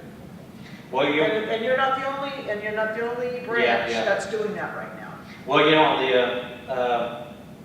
I'm saying the politics, as far as what happened prior to that, I wasn't involved in the politics, so I'm not really sure exactly. From my understanding, when I was working with the tribe, the tax commission was the one who set the rate there. But as far as me determining when the last rate increased, I couldn't determine that because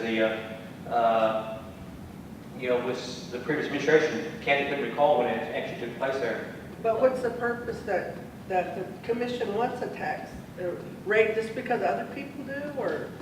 Well, just more in line because of the other tribes have done their increases, and actually other tribes are actually doing like excise tax or pursuing excise tax. And it's just like we've done the research with other tribes where some charge excise tax and some don't. And some tribes, they said it's not a revenue source, but these tribes have large business enterprises, gaming. They says they don't rely on that stuff as a revenue source because, like with Otos, I guess like visit with them, they don't rely on it as a revenue source, and that's why their taxes are real cheap because they got casinos like that. Okay, now that we've decided or determined, and I'll go back and review it too, that you're following, but according to you and the current commission is following the 2007 ordinance. can you provide me the citation within that ordinance that gives or allows the tax commission to make that determination to raise the taxes, whether they've done it in the past or not? Under what authority does that, or what citation can you give me so I can go and research it to formulate my own opinion on that?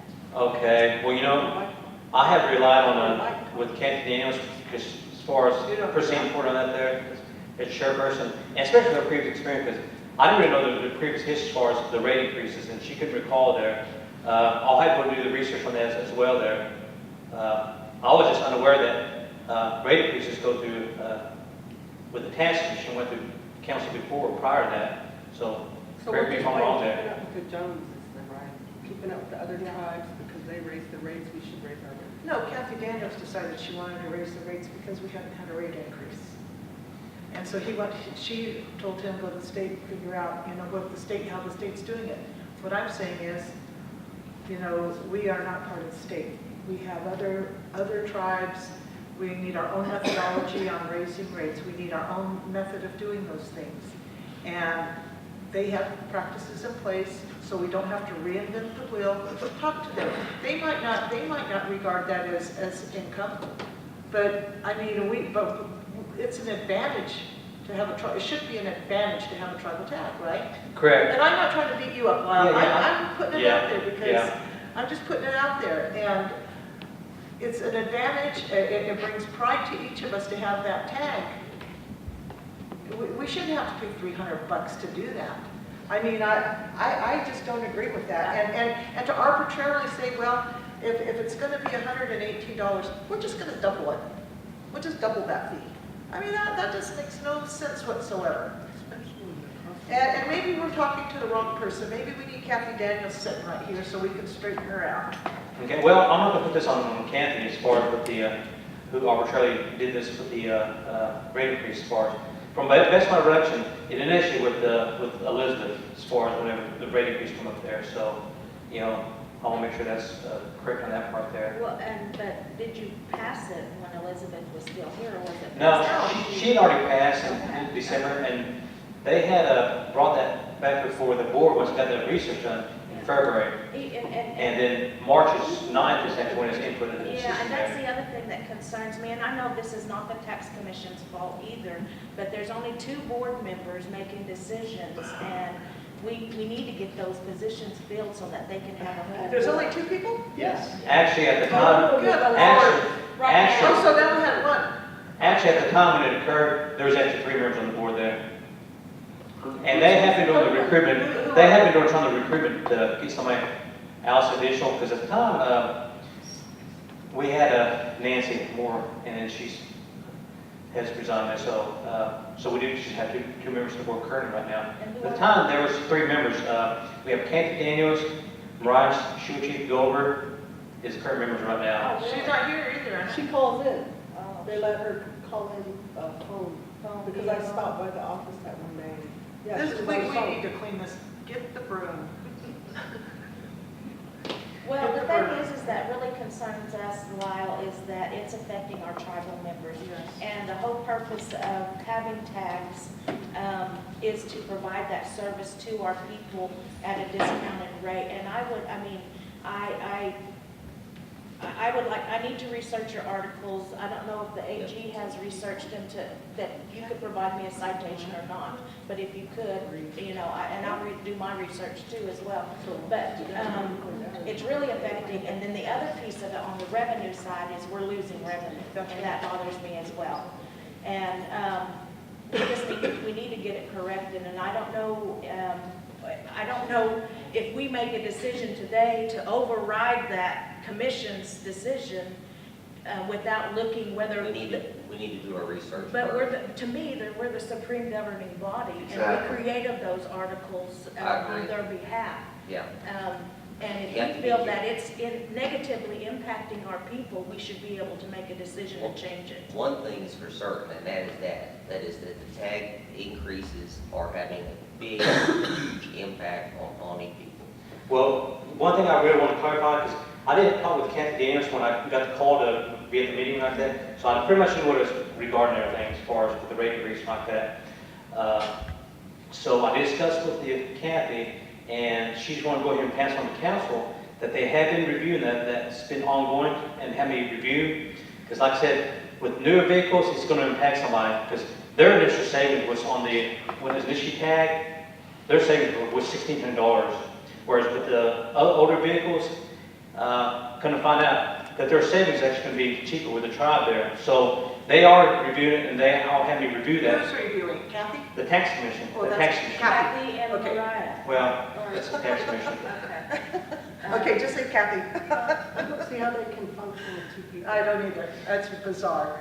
Well, you know, that's one thing too, is they have been trying to actively recruit members whenever, even when they had one seat as vacant, because it's for a commission, the way it's set up there, and they were actually trying to get some applicants for that there. And matter of fact, it's five. It's five there. It's a 5-seat commission with 2 Yeah. commissioners now. And then even executive office have been trying to attempt to do recruitment.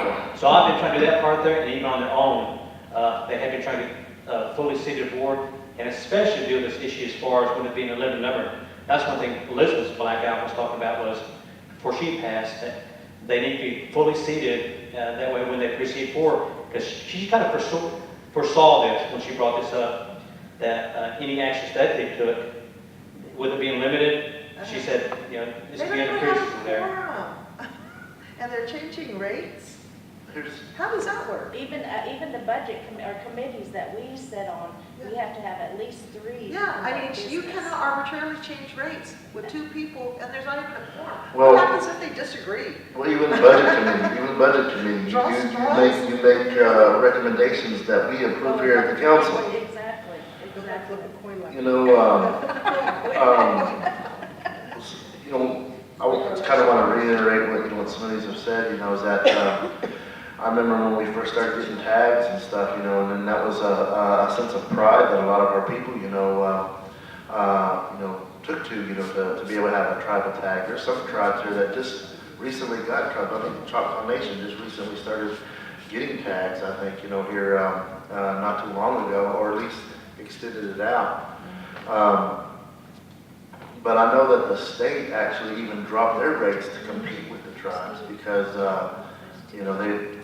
they were losing out on a lot of revenue, And then they also offer these different things, like if you're a hunter, you could buy you a hunter tag or a thunder tag or OSU tag, and all these different things to help, boost their income rates or whatever. But, I think, I just found this out yesterday. And I didn't know this was going on, and these rates, man, that's going to hurt some people that actually depend on the affordability of these tags, and you may have tribal members that are going to be going without tags, and they're going to get themselves in trouble. Well, when it was initially proposed and everything, what I had suggested was, like, say, with the first tag, it's going to be a big savings for the tribe member. Like I said, when I tagged my vehicle, it's $1,000, and that tribe's $1,098. And what I proposed was, like, say a discount, say second through the 4th year, a discount there, an elder's discount there. So they did want to go ahead and review as far as the impact there, and especially, like I said, I couldn't find out that one tribe member said that they checked with the state, and it's actually cheaper out here than with the state, whereas we had these other individuals who purchased a higher end vehicle who could afford that there, their initial savings on the very front end there. So they are looking at that, and they want me to pass on that. I know this will be a next meeting, pretty hot topic, and I'll do the research on that for sure. It's going to be a very hot topic. Correct. You got two commissioners. It's just obscene, and I'm sorry for you because they should not be making any decision. It's not your fault. You're working as directed. But I'm here to say that we have, as a council, an inherent responsibility to the people.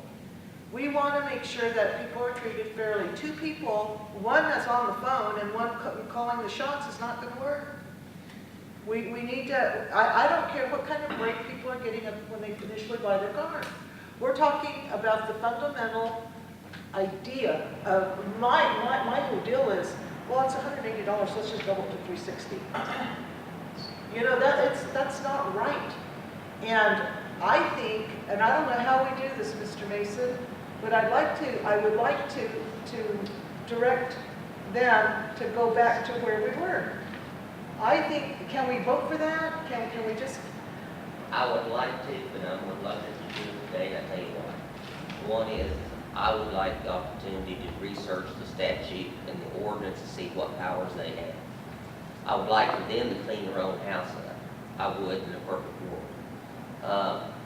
I'd like to give them that opportunity. If they fail to act, then I think it's in the inherent powers of the council to act when the council feels that the commission itself has not acted in the correct way, has failed to act, or et cetera. That's my. Well, here's a concern that I have. You started out with 5 officers and now you have 2. Is there, what's the reason for that? Are they not getting along, they're not seeing eye to eye, or are the people busy? I mean, what's the issues? I mean, because we have to have people in there. This is a big part of, a big entity of our tribe. I will say that this is the issue I have with the commissions, that the Pawnee Nation has to be very careful when they're creating commissions, because a commission basically is an entity of the business council, and what the business council is doing is giving them a piece of their authority to act on their behalf. So they don't necessarily have to be like the budget committee and bring something to the council for approval. They have that authority inherent in their documents. So we have to be careful when we create these commissions, because now when you want to ask to do something to counteract a commissioner's decision, you might be acting outside of the scope of the authority. That's right. true that, but it seems to me like right now, we don't even have a commission. A what? We don't have a tax commission right now. Then We when have one human body that's sitting there in front of the line, we've got someone on the phone. It's unacceptable. Yeah, and I have the 2000 ordinance here, Yes. 2007 ordinance, and that there is no, it doesn't tell you what a quorum is. That's why when Angela asked me to look at the rules, I was looking at like 3 or 4 different Yes. things. The 2012 one, Cindy just told me, has, the language says that the quorum is 2.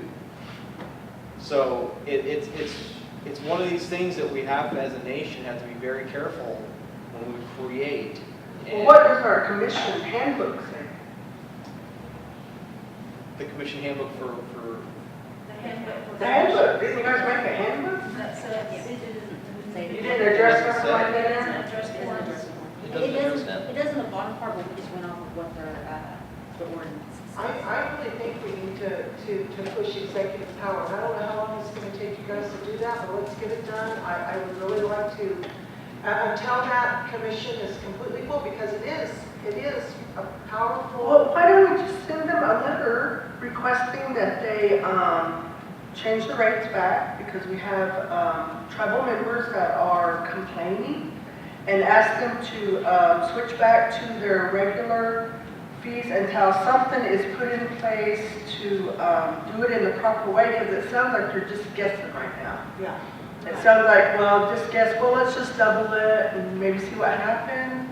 I don't know what, it is, but I'm suggesting let's, send them a letter. Just let them know that we want the rates changed back. There are too many tribal employees tribal members that are complaining. It's just too loose. And because they don't have a full commission, then we would like a full commission in place, and we would like more, There's no strategy based on more the state. information or a method to their madness. Councilor Brady, what I'll do is we'll put together a letter Monday, and not like that, but I'll go over to the commission myself, and I'll start just looking around and seeing what's going on. And is there the ongoing advertisement for tax commissioner? They have to be a tribal member according to their ordinance or their act. So I've been putting it out there to everyone I see. Hey, you tribal member, you want to apply for the tax commission? Nobody's interested. The one position has been advertised since last year.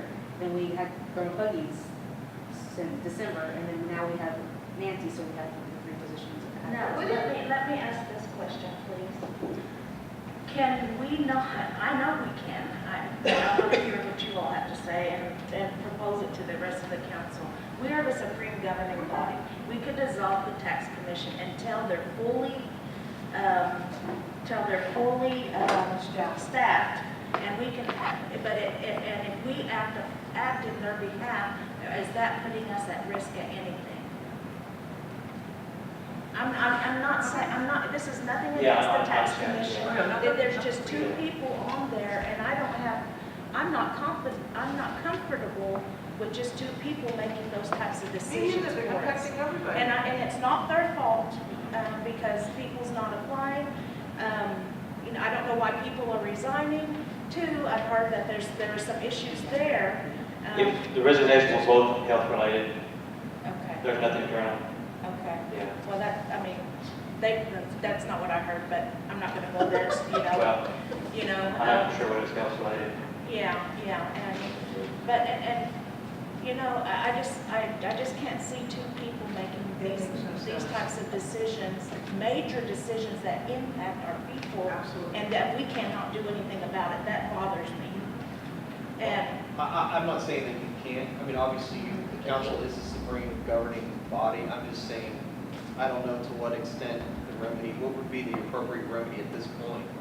Because when I first was made aware of this and asked to look into it, like I said, we have a bunch of different ordinances and bylaws running around out there, and I was trying to determine which ordinance is the one that needs to be followed, because they all say something different.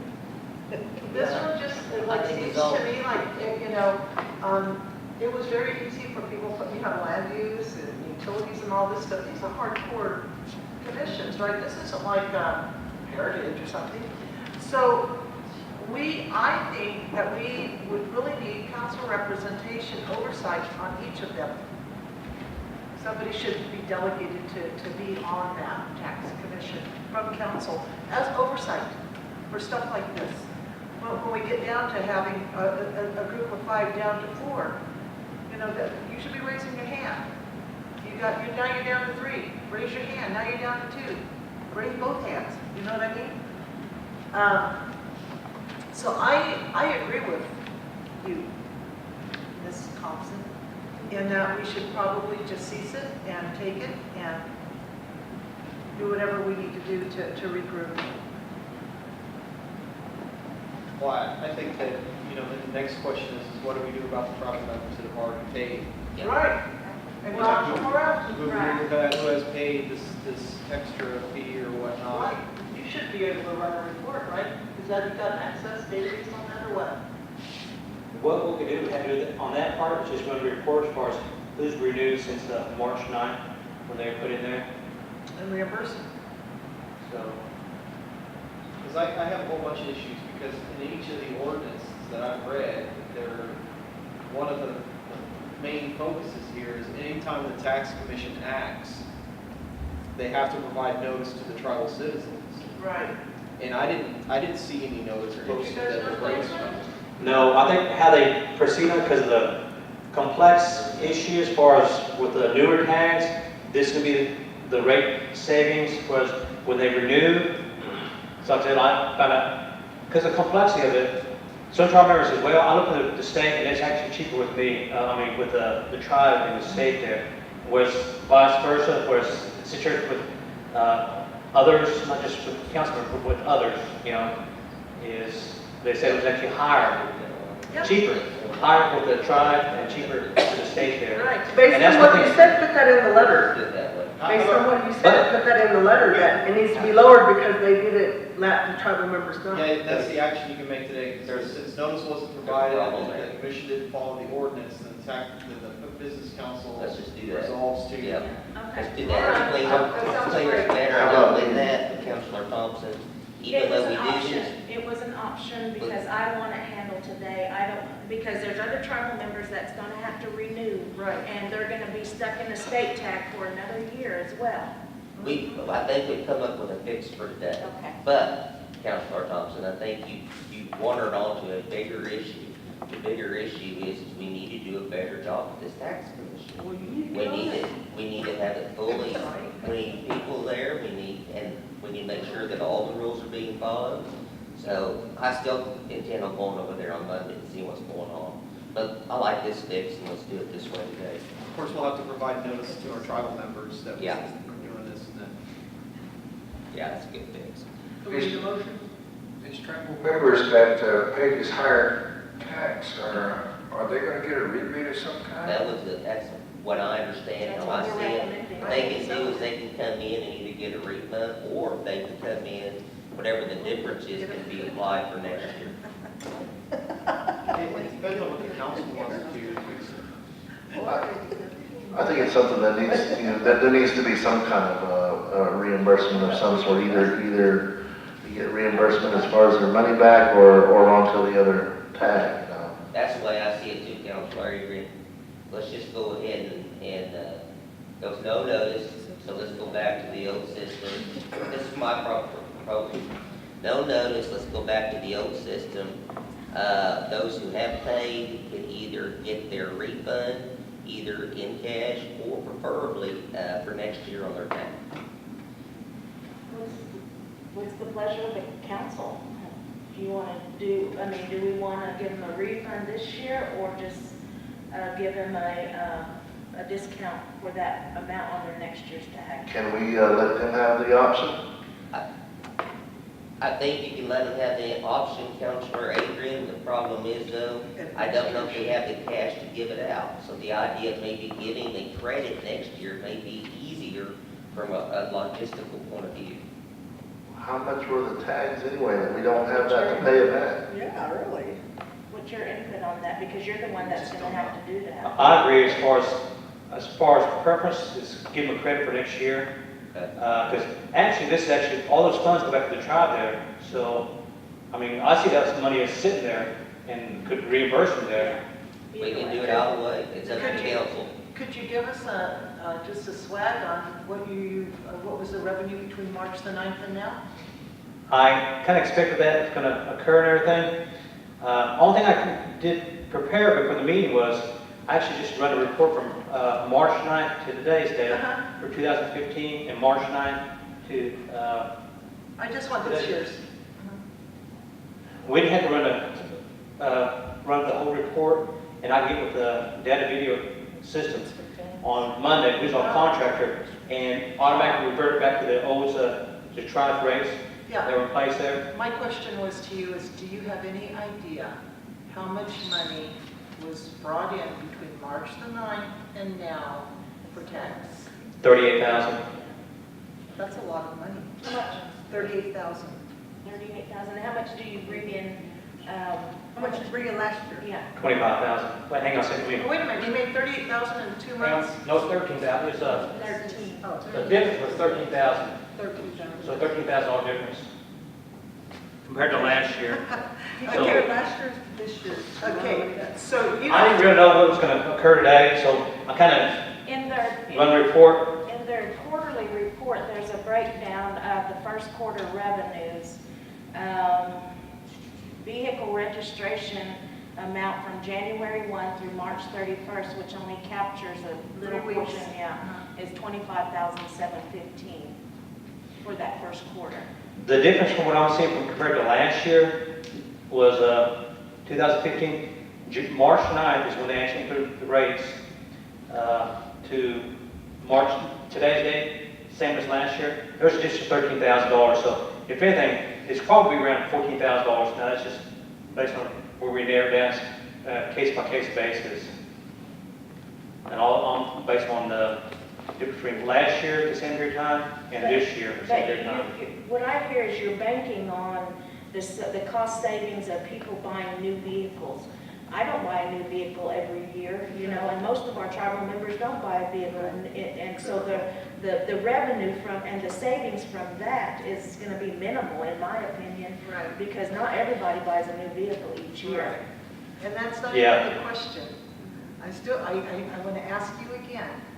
Do you have any idea how much money the tax commission has brought in from March the 9th until today for tags? Just tags. Okay, it's going to be, Just an idea. the total amount Just brought in that section will be, let me grab mine. Sorry. And I need to do that too. $38,860.88. How much? 38,000. $38,000. Since March 9th? $860.88. That's Just for tribal tax? correct. Since March. That's correct. Since March. Yes.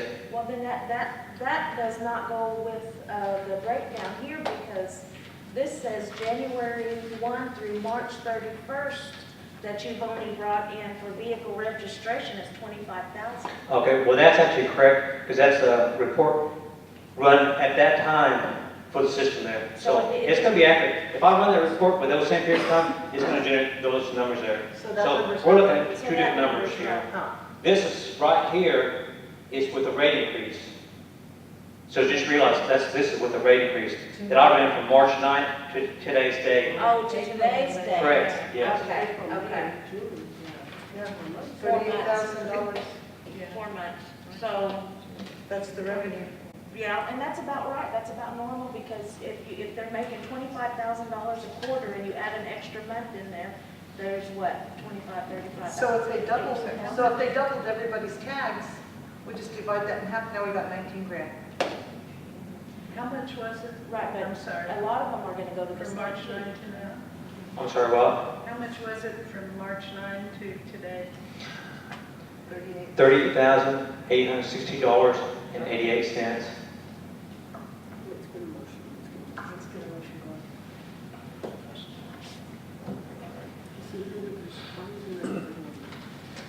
Oh, I have a question for AG and Andrew and any council members.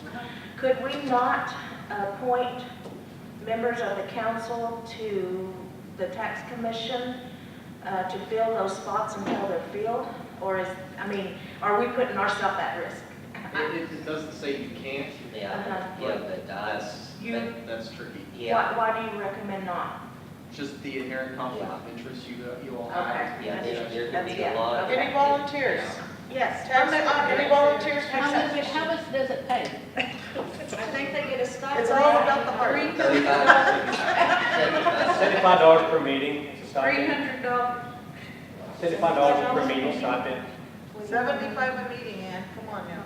They only meet, what, once a month? Yes. Once a month, then I have like $75. Yes. Will you let her do it over the phone so she doesn't have to? No phone calls, no dialects. Actually, it is a good way, it is a good way to do business. It's a great way to do business. But two people can't make the decisions for the nation. So Ann. That's the problem. Now, we Volunteer. can appoint them. And Jenna will do Okay. today. We appoint you Yeah. to today. Oh. Donna, Yep, you you too. have something to go after this?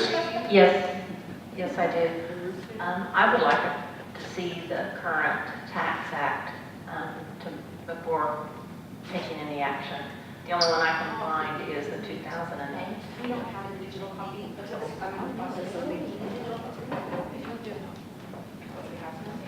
No, is that the current? Yeah, that's the one you're using, yes. Okay. But I still would like the AG to review that to make sure that is the valid one. Once a month. I'm not 100% sure. Those meet We're the talking about dissolving divorce, and I think that's just why. third Tuesday of the month. Yeah, all the What about board refreshments? established It's very important. dissolving. I know, it was just an option. We are trying to get that though. We are trying to. 2007, we are trying to get that done. It's a small, Provide. small problem. The I big have heard problem some is this refreshments. needs to be, we need to find out what tax Right, that's key. This is we need 07. to figure out what to make this,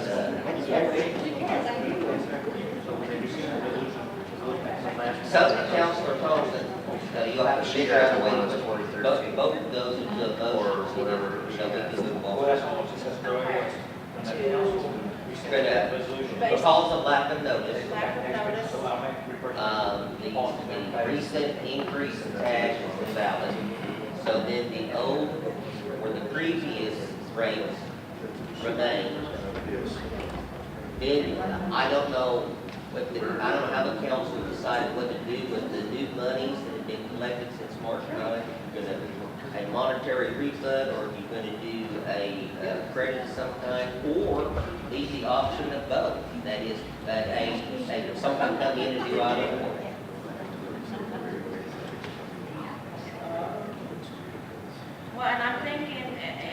beside that, I'm thinking about our people that had to pay that extra money. They need their money in their pocket too. And I think we could do it in one fell swoop, that you develop a spreadsheet identifying those individuals, the amount of money, and let's just get them cut of checks and refund All it. right, that's pleasure of the council. Okay. Okay, I make a motion to, due to lack of notice for the, according to the ordinance and articles of the tax commission, for the recent increase in tags is invalid because they did not notify the people according to the ordinance. And that the previous rates will remain and go into effect, as well as reimbursements will be determined by the tax director and provided to,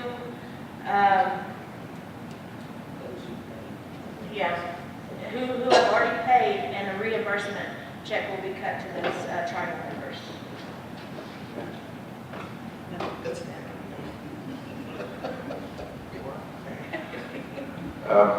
A motion's been made. Do I hear a second?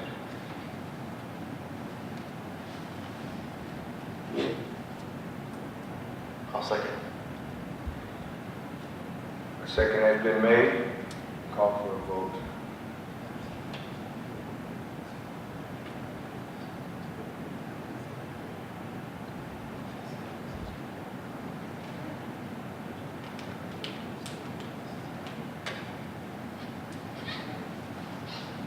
Second.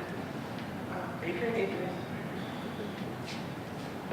Fabian Littleson, yes. Angela Thompson, Yes. Sammy Edson, yes. Donna Hare, Abstain.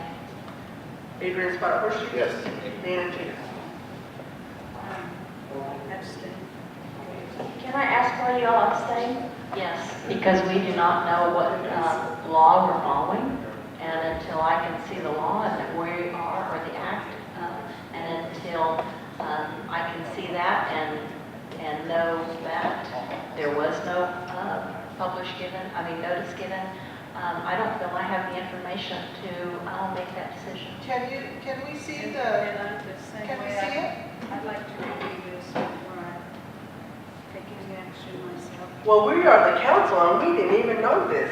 Yes. I didn't know this Yes. till last week, so if there was a notification, it was poorly There was, done. There was the tax commission director said there was no notification. I didn't find out till last night. I didn't know any of this till last night. okay, this is the use.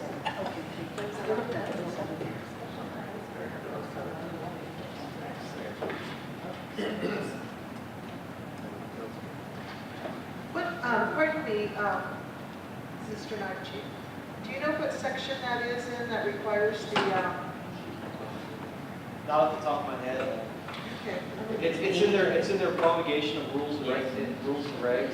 Like when the commission makes a decision on providing a new rule or regulation, they have to provide notice to, they're supposed to, under the post-7 ordinance, they're supposed to provide notice to the secretary of the business council as well. And they didn't do that as either. So both to the tribal and to the business council. And what Andrew is saying is correct. Another thing too is it's inherent that with any commission or board that is delegated authority, rulemaking authority, one of the key concepts is due process, and one of the key concepts of due process is notice. And So you can cite the Administrative Procedures Act because the Administrative Procedures Act requires that there be notice. So even if we're talking about a 2007 statute, 2008, or not statute, but rules of the commission, whether you're talking about 7, 8, or 12, you're going to have notice in order for that rulemaking to have any sort of legitimacy. And from what I've heard so far is there's no notice. So It was not published. and it wasn't published, so regardless of the statute we're following, 7, 8, or 12, this would be in violation because there's no notice. You have to have notice in any of those statutes.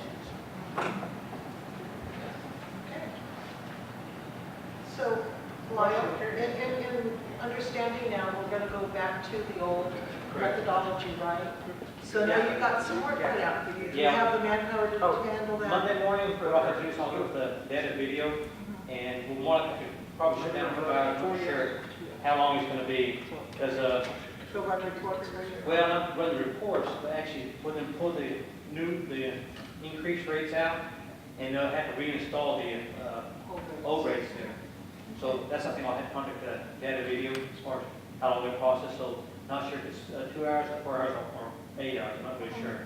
So once I find that out there, then I'll talk with the captain as far as no notice of the Administrative Procedures Act there. She is aware that with this, where I was going with this, that I kind of felt this what direction this was going this morning, and that's when I read the report to be prepared as well as I could be there. And she said they're going to follow through whatever council decides and everything. But at the same time, they have me do recruitment like that for task commissioner for quite a while there. And if somebody else would be willing to step there, and I knew this was going to be an issue as far as when 2 commissioners on board there. That's why I actually started recruiting when task there. So I'll I'll let you about the council member to be on board there, to be aware of that there. So. Yeah, and that way we can report back to the Correct. council. I think the council's found out that, it doesn't sound like a big deal, but I want to tell you something, it is a very big deal. As car tags are a big deal. There was a guy that ran for a second term as governor of Arkansas in 1980, and the car tag rate in Arkansas was $35, and he increased it to $50, and he was thrown out. Bill Clinton was thrown out in 1980 as governor over car tags. And impeached as president. Well, yeah, but car tags, though, is a very big deal. So do you have the manpower you need to send out all the new notifications for renewals? For instance, mine, I told you I have a renewal. And then on the top of that form, it says pay by this date. Yeah. There's no date on that. So on this, we have run this month. Of course, we're going to have problems to get the old rates back in there. And so we're good on that part there. So it's kind of good occurred right now there. So no, it should be no problem. It should be okay.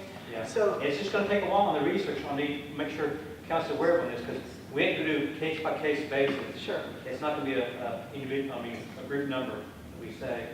Sure. And I can have Gina from Communications put out notifications on our webpage. That'd be great. Yes. And then you heard me when I said that the form that you guys sent me didn't have a due date on it. Correct, yeah. You might want to have due dates. Yeah, we'll check on that with that video. Okay, because I'm not sure what it's due, but I Actually, know Mark, what it does say at the bottom, Says it's expires at the bottom. You should have your month expire date on there. Okay. Yeah. I know that on mine, I got it in June last year, so my idea is that, I'm not going to say assumption, my idea is that it ends the end of June. Yeah, when it expires in June, it expires the last day of that month, so June 31st. All right, So it is at the bottom there. June 30th. 30, okay. I think I come up early. All right, just make sure that you're okay with that. You bet. Okay. I just have something I just want to say, and it's kind of out of curiosity. Donna, that booklet that you have, is that what year is that? 07, April 25th, 07. So what was there an updated version or a version that were going prior to us rescinding? Yeah, it says as amended, April 25th by resolution, and it should be done by amendment. That's That- what I'm thinking. Well, it said, I just read that. Yeah, weren't there 2008 amendments, and then there was then there were 2012 as well, I think. Okay, so there's 2012, so I'm trying to understand this, and Lyle, I know you're not one of the one. I know there's other commissioners, but I think one of the things that just kind of I'm just kind of trying to wrap my mind around here is that so they had some updated versions for 2013, correct? So then when we rescinded, it reverted back to the 2008. No, actually, we're sent back to 2008 is what council put in place for when they made it part of the tribe. So it reversed back to 2007, which is 2007. the ones that were actually in place whenever with the tax commission. But there were some changes that was made from That's what you agreed with. 2013. Yeah, but I thought there was 2013, I thought there was amendments in 2013. Now that, And that's why I was uncomfortable in voting for this. I really feel that we need to look at the commission and see, you know, do we want do we want it as a commission or do we want it as a department? And if it's as a department, then the council has that control over it that they do not have as a commission. I think one of the things that I was thinking about was that if there was some changes that was made that was beneficial to the department in 2013, you know, and then, you know, we rescind those things, or we rescind it back to 2007, that some of those changes that was made could still be used, you know, so I don't see why, you know, the commission, you know, didn't vote on, you know, we're going to accept these changes that they had and proceed forward, because it kind of sounds like to me they're just reinventing the wheel again. That's how I'm taking it, and maybe I'm wrong, or whatever. But you know, granted, this is 2007, and there's a lot of changes that need to be made. You know, but I mean, to change the tag the way that they did is one, I guess. You know, but you know, there's other issues out there that I don't know if they've even touched yet. You know. I know we have the vendors that come out here to the tribe. You know, I don't know if they've looked into that. I know there was talk about a tax on these machines. So you know, I'm just curious to know, you know, how further advanced that they are. Well, this even further states that before promulgating any rule or regulation, you have to have notify the tribal community and have a public hearing for public comment. yeah, it's all part of the notice. Yeah.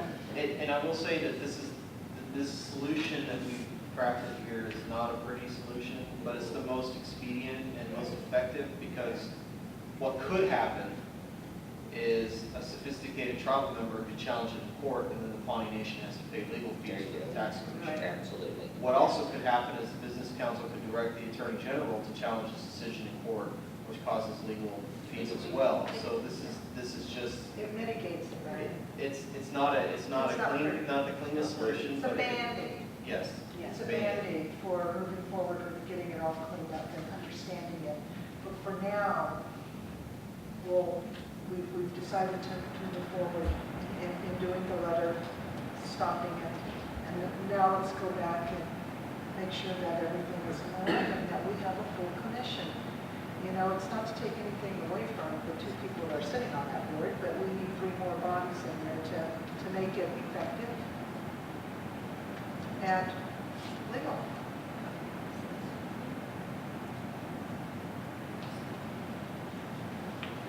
A vote was taken, and it was a majority vote to move ahead with what the amendment, not amendment, but the motion was made.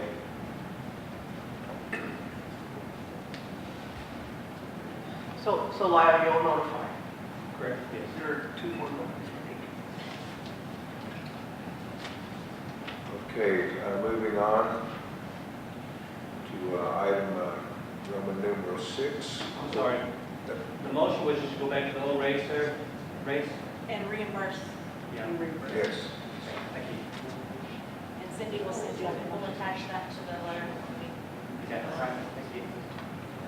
And Lyle, thank you for your time and coming over here and reporting to us. Yeah. We appreciate I'll it. try to best I could there, so. Yeah. Or our Appreciate your time. Right. No comment from over here.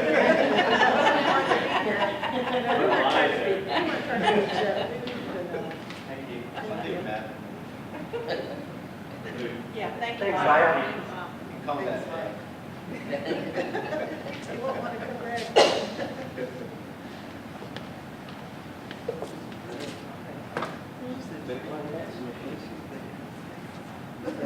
Okay, we're ready to move on to open forum. You don't pay it. Open forums. You don't serve lunch. Does anybody has anything to brought to the council? This is open forum. Since Deb's here, Deb, do you have an account or anything about the elders fundraising? For the trip, the Niagara Falls trip?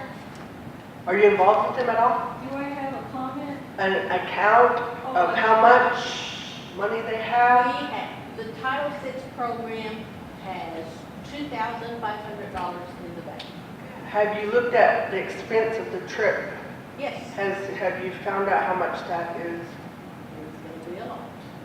Yeah, we are finishing up with budgets for 2017, and our next order is to, we did an estimate on the trip costs. We also calculated the UCAS and UFITS group. They have $4,000 that they had fundraised. However, they made it very clear that when they fundraise, they plan on using that just for that group to buy souvenirs, things like that. It's not going to go towards fees or application or membership fees. They made it really clear that it's for them to have in their own pocket. And whereas the $2,000 or so that the advisory board has raised, they really haven't defined that, but as to if they're just going to pay the membership fees, so we need to work on that yet. Well, I suggest you guys get on the ball. Yeah, I know. And now that 2017 is done, you know, I was following direction from my supervisor. When do we present all this to budget committee on this group? And she said do 2017 first and then get with the updates. And Cindy's been calculating. She did one initial calculation on travel fees if we were to fly. Months ago, we did a calculation on a 55-passenger bus, and you know that was $6,700 something, and that's tentatively on reserve.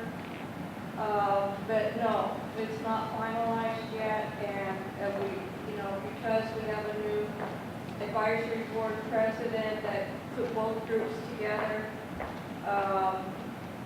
Then we are trying hard to work this through, you know, to get the final calculations. And then when we get a deadline for like when does the business council, the budget committee wants to look at this, then we'll be prepared. But at this That point, isn't up to our the budget initial committee, that's up to you calculation guys. is around, top figure was around 20, around 20,000. And you got 2,000. What did you say, Fanny? I said that isn't up to the budget committee. It's up to you guys to get it together and then you bring it to the budget Yeah, committee. you know. So, Yeah. well, that's not what she said. No, but we still have to bring it to the budget committee as to what the calculations are to ask. And I recommend that that happens soon because of the rate. The longer you wait, the higher the flights are going to be. And I just looked at something right now during the break, and on Southwest, the cheapest one coming back Friday is $470 per person round trip. But how many people do you have signed up? The usual 10 or? Right now, there's 26. How many? 26. And are you going with how they did the last time? They made each individual pay their own $150 fee? I'm not going to go there. We're, initially, they were going to do that, but at this time, they're asking business council to please pay for everything. And that, you know, that's something that we haven't finalized. Yep. One of the things that I saw in April, I went to Gathering of Nations in Albuquerque, and the Ioways out of Perkins, they had a 55-seat coach that they took up there. And then they had other tribes that joined them because they didn't have 55 people to go. And so they just paid a fee, and they all got to go on the bus. And I think it was the Sac and Fox went with them, and the Tonkawas, and the Iowas. They all got on this bus. So it was kind of nice because everybody got to network and hang out and meet new people. But they all got to go to Gathering. I thought that was kind of neat. They just shared the expense of the coach. They chose that over Nicoa. They had the choice, one or the other. Well, I don't know that, I'm just saying that I just saw the people, they were sitting in front of me, and, oh, that was kind of neat, so. Well, and the reason why the last time they went on this trip that they had each individual member pay their own fee was to weed out those who were serious about going, because if they book these flights for 26 people and then the last minute, 10 of them decide they don't want to go, then you're going to be out that money, or you'll be penalized, which the tribe will just lose money on. And then the other thing was that there are people in the community who are fundraisers and there's who aren't.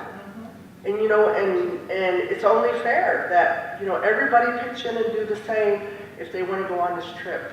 And so that's just why I was just wondering if you guys were doing anything yet, because by this time last year we had already had elders present to the council, already had brought something forward, already had the number of people going, asking us to reserve the rooms for them, and et cetera, et cetera. So that's why I just had to ask, you were here, and Well, I think that we as council, if they're gonna come to us and ask us to pay a certain amount of funding, we could set some parameters for them for them to do their due diligence, whether it's to pay their membership, and There are some on fixed incomes, Social Security, maybe $600. $150 a lot of money when you only have that fixed income. So I'm gonna suggest that we have parameters. If you can afford it, do it. And if you're in need, you don't have to fill out a form or anything. Deb, you know best of all, who that person is in need there, I think it should just be, for me, for elders, I'm always going to say, let them go. And take care of Well, them. if the other people that are fundraising can keep the money for themselves, the $2,500 we raise, we want to keep for ourselves. I think you should. I think you should. I do. I think you should do that and enjoy yourself. As I said, you are our elders, and you are most often than not fixed income. Have needs, That's the way I would vote. Ask for the money for everything. Well, this is gonna cost about $20,000-$30,000. $20,000. How much in your budget do you have for this? Zero. 2 people is what I put in for. Are you guys actually going to go this staff. time? I'm sorry? You're actually going to go this time? You need to go. Pawnee, I would have gone last time. However, and I did go the time before. Last time, we were getting a new position in, as you remember, you wanted a caregiver position put in there. So that person was going to go instead.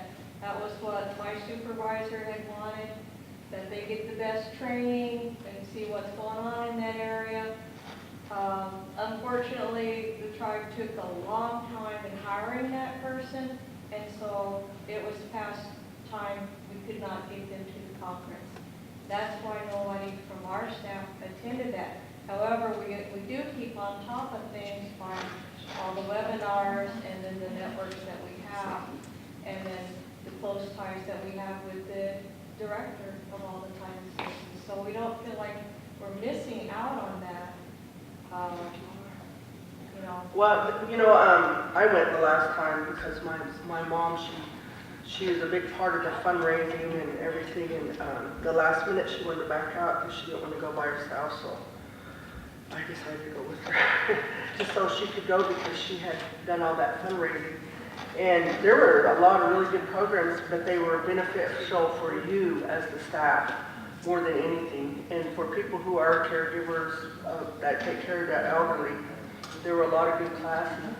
But the reason why I asked this is that, there's this split. There's a split. You got like 3 different organizations, elder groups in our community that are all raising funds to go to this. And so that's why I was wondering, what was going on. And it's the first time I heard that you finally got somebody in there with the Title VI group. And so I'm glad to hear it. I was hoping that they could bring everybody together to be in unison to go on this trip together. And then as far as the fundraiser, I don't understand why these bingos that these elders are having are being held uptown. They're looking for places and they can't use their own elder center for the bingos and the fundraisers. Is there some reason why you're not allowing them to use it? No, we don't have, Fanny, I appreciate you asking these questions because what that group has made it very clear that they wanted to do this on their own. At first, they used to ask us, to use facilities and what have you, which we were always open to doing that. We did cleanup for them, we baked things for them, we helped out any way we can, whenever they asked. But we had some elders that wanted to be part of that group, and they cooked for them, they brought things to their bingos, and then they were told, no, you're not part of this group. And so they felt really bad, and they brought, when we had our advisory board in place and they started this, the advisory board wanted to make sure that everything was on the up and up as far as accountability goes and what have you with any fundraiser monies. That other group made it very clear they're not going to let us know anything dollar cents wise. And so we had 2 groups going where one of them reports things all the time, puts it up on the wall, and then this other one that just, it's nobody's business but our own. And it's been real confusing because people assume that group is part of the Title VI. They come over again, they still hand out their flyers, and, whatever they want to do, if they want to hand out flyers in their group, then that's great. But it's been very clear that it's just for that small group. And just recently we found out even who they were, because before we just knew there was a couple names and we didn't even know who the group was, the whole list. Oh, so they can use the building then for their bingos?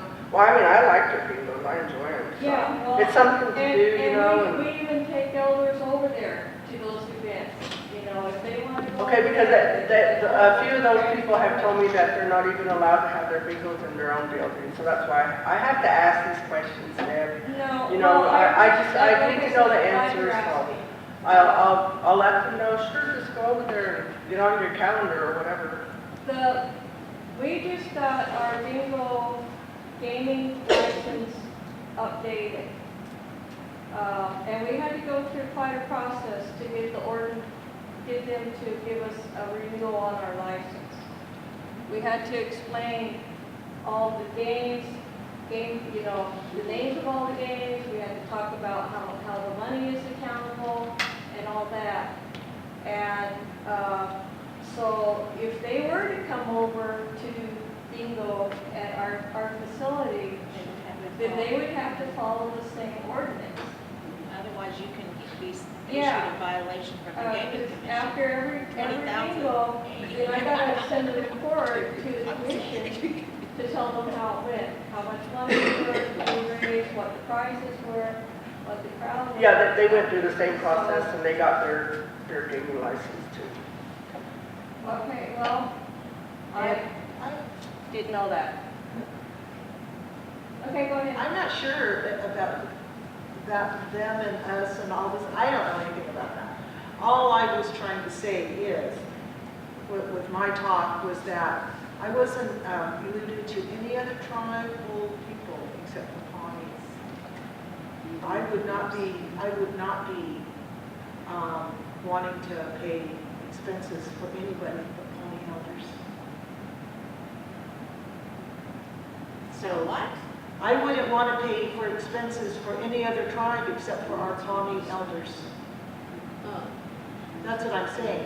fine with them. Yeah, I'm if you're a cool. Comanche, then go to the Comanches and see if they can fund you. But for us, Do you get, that's just how I feel. I agree with that too. Do you count the people as eating over there, the non-tribal members? Do they go into your grant meeting? Or do you just only count Pawnee elders? We are actually counting everyone. Yeah. But the problem is, And our program is not only for other tribes to come meet, but it's also anybody. for spouses. Right. and- But I'm saying that if we're funding for them to go to the elders' national convention, it should be Pawnees that we're funding. Well, then I look at it also, I agree on that too. I'm kind of on the riding the fence on that because I want to support the federal program that is a Pawnee Nation tribal program that we have participants.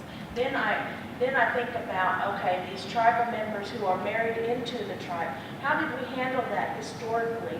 Did we not feed them? Did we not help them if they married into our tribe? Well, you know, and that's just kind of how I'm looking at it. I'm not trying to say that, you know, I'm trying to discount what you're saying, Sammy.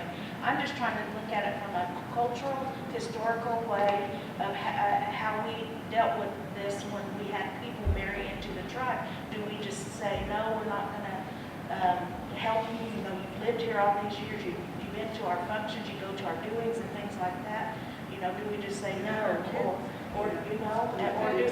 And I don't know, I get it. I have a prime example of that. I have my little dad, married to my mother for 60 years. If you were at his service, my uncle said he was born full-blood Navajo and he left as a full-blood Pawnee. Yes. He's buried north side, had a feast. It's all good stuff. But I would never expect the Pawnees to pay for my dad to go to on a trip.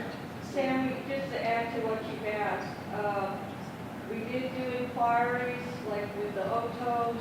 Hey, you know, we have a table full of Otos every day that we feed. Sure. We have some that want to go to this national convention. Will you pay for their way? The answer was no. So the Otos don't pay for people that come to their program that's not non-Oto, they don't pay for them to go on a trip. Is that what you're saying? Right. They won't pay for And your so, travel. you know, we asked, Go on a trip because they get the pass. Yeah. No, because they went to the down. I'm wondering if we could pay the registration for the tribal members, at least. And that would help them out. Well, now you guys know whenever you come to present to budget, you know, find out how many are non-Pawnees, how many are Pawnees, and, you know, maybe your 2,000 can go to the non-Pawnees who want to go and help raise that money, and then I guess sounds like we're gonna pay for everything else. You know, maybe you also too can get a list of all those from other tribes and see if you've contacted their respective tribes and see if they'll assist. You know, I mean, you talk about the Otos, you know, they said no, you know, well, you know, would they help a Pawnee if they were living up there, you know, and vice versa? I mean, I don't know. I do know for a fact that Sac Fox and Highways have the choice if they wanted to go to NICOA or to Gathering, and they chose Gathering. So some of them may come over and want to go with us if we're going to pay. But, and also, just a minute, Ann, I will help you out with anything. I'll be over at your next meeting and try to help in whatever you need. That's exactly what I'm saying, right, that I'm worried about, is that all of a sudden you're gonna have different tribes coming up to your eating, and I'll say, hey, you know what, I'm gonna go to your trip. Yeah. I'll bring you a can of pop for your bingo. We did lots of notices to say that we were gonna put on the list, and we did that for like, what, 3 months? And, so we have the official list. How many are on that list? 20? 26. And if the other group can keep their money, I don't want to use our $2,500. We hear you. We just We gotta, hear ya. we just gotta figure out how we're gonna address that with the amount of money that we're going to give them. We need to come up with some parameters on that. We certainly need to talk about it. I'll add it to the next budget committee agenda. Angela, could you give us a proper notice for when that meeting's gonna take place? When you Well, we're meeting June 9th and every Thursday after for the next 3 weeks. And so I'll have to look and see when the best time to put it. It's either going to be the 9th or the following week, so. Appreciate that. Thank you. You're welcome. And don't forget, Allegiant Air has like $62 flights. Frontier, $39 flights. There you go. Yeah, you can drive down to Dallas and jump on the plane. It's 5 hours. Buffalo, New York. Yeah, Buffalo, New York. And then the 62 bucks. casino, how much are the rooms? Because the Seneca's made that expensive casino right there. So it should be having a discount. Now do your research. It was $125 around. Oh, well, that's It was good. $80 shuttle to Buffalo, Yeah. there and back. What's the Another membership 80. fee? I'm sorry, what's the Was it membership? 80 each way? I thought it was 80 for both. It should be a round trip. Angela, I tell you the wrong figure, it's not 40, it's 80. One way? Yeah. $80 one For the way? shuttle? So it's 160 round trip? Yeah, Can't you just get a shuttle from for hotel shuttle from the airport? It's very far away. they don't, And they didn't offer that. We'll Figure that out. everything at this point. See If what you need it is. any help, let me know. I do a lot of travel It planning, wasn't travel that- planning. It wasn't that expensive, but then it was quite a while ago. And then we have one couple that wants to drive. Okay, look forward to talking about this later on. We've got more information, and we're good with it at this point, the progress you're making. Thank you for being in attendance. Vice President Wellcat, I have one thing for open forum. Can we please put housing on the executive session for the next council meeting, please? I've heard a lot of things, and I've emailed out, all of you are cognizant of what I'm speaking of, so I would like to have that in executive session at the next meeting.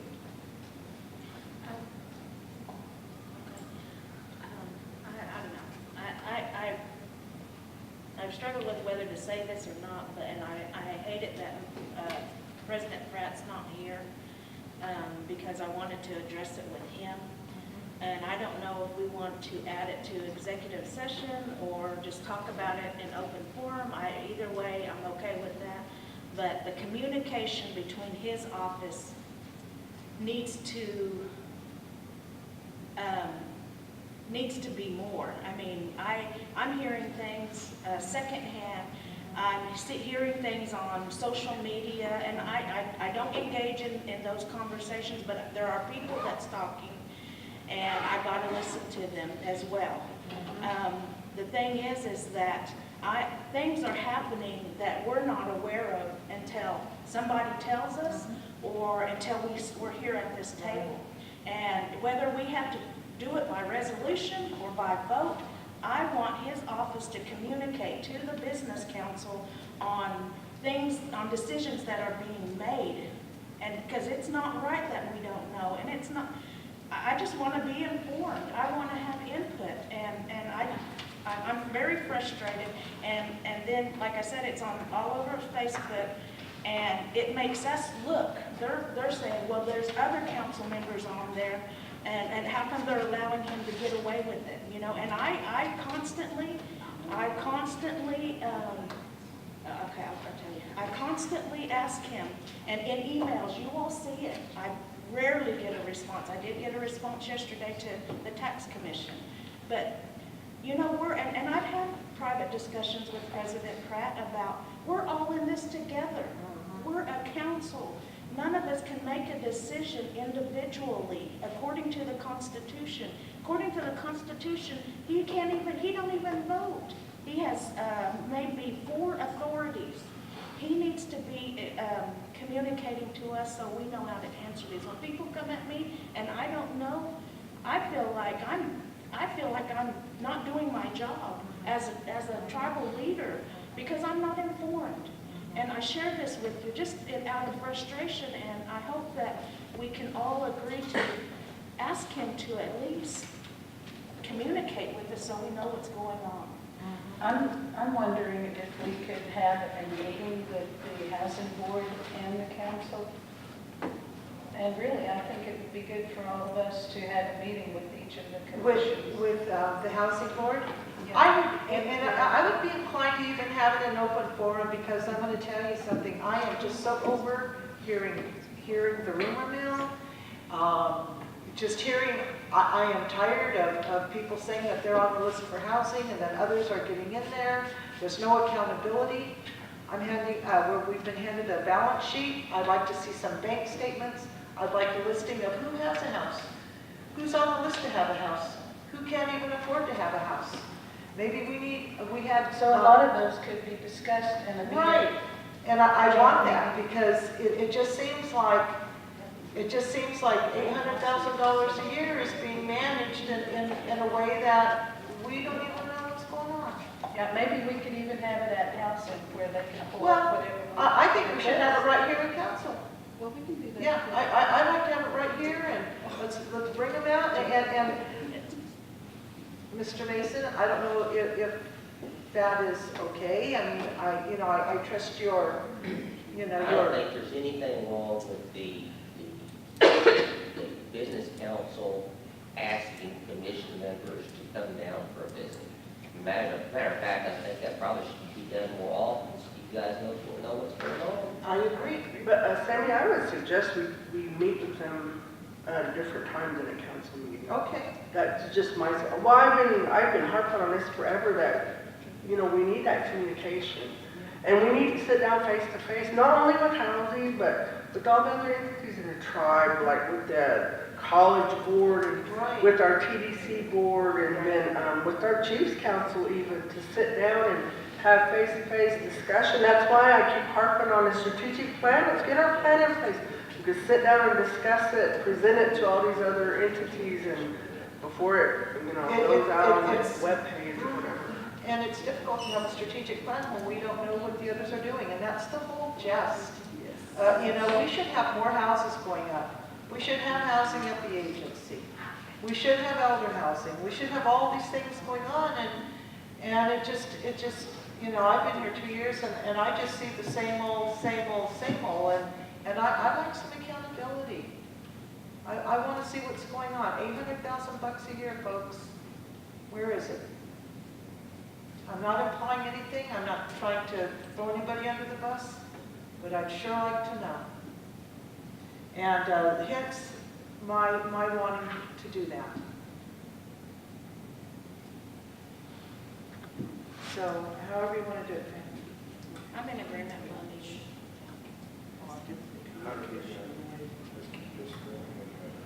No, I'll just ask him, Paul, if there's anything else. Yeah, I got one more thing to add to the agenda. I want to talk to council about this Buffalo plan.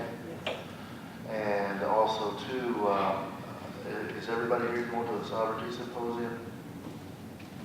Is there somebody that's not going? I'm going one day because we have budget hearings that Thursday, so I'll be Okay. there the 8th, and then I'm coming down. On that Wednesday at 11 o'clock, the Otos have a building down there downtown, an office building. And Campbell Burgess wants to have a meeting, and he's asking any Pawnee tribal council members that want to come down there. I told him the sovereignty symposium, yes, that the sovereignty symposium is going to be going on, and that everybody might be trying to go to those classes, you know, the breakout sessions that they have, you know, but I told him I was going to be there. He said they're feeding lunch. The Otos are going to be there. At this point right now, it sounds like it's just us and the Otos at the table. Talked to the chairman of the Wichita tribe, and they're still very interested. They just want to see some more things, so they might be there too. So I just wanted to let you know there's that invitation. It's just a kind of a last minute kind of deal. They had wanted to have a meeting last Friday, but decided to have it this Wednesday in hopes that everybody would go because of the sovereignty symposium. And with that symposium, Cynthia, my land use management meeting is Tuesday evening at 4, and that's going to impact, I know I already read your email, so you're not going to be able to attend. No, Adrian's not going to be able to attend. So can we just pull it from the calendar and we'll just reschedule, please? I know the following week I have a utility meeting, so I'm thinking maybe a Thursday evening. Let me look at my calendar and I'll just email you tomorrow, please. I mean Monday.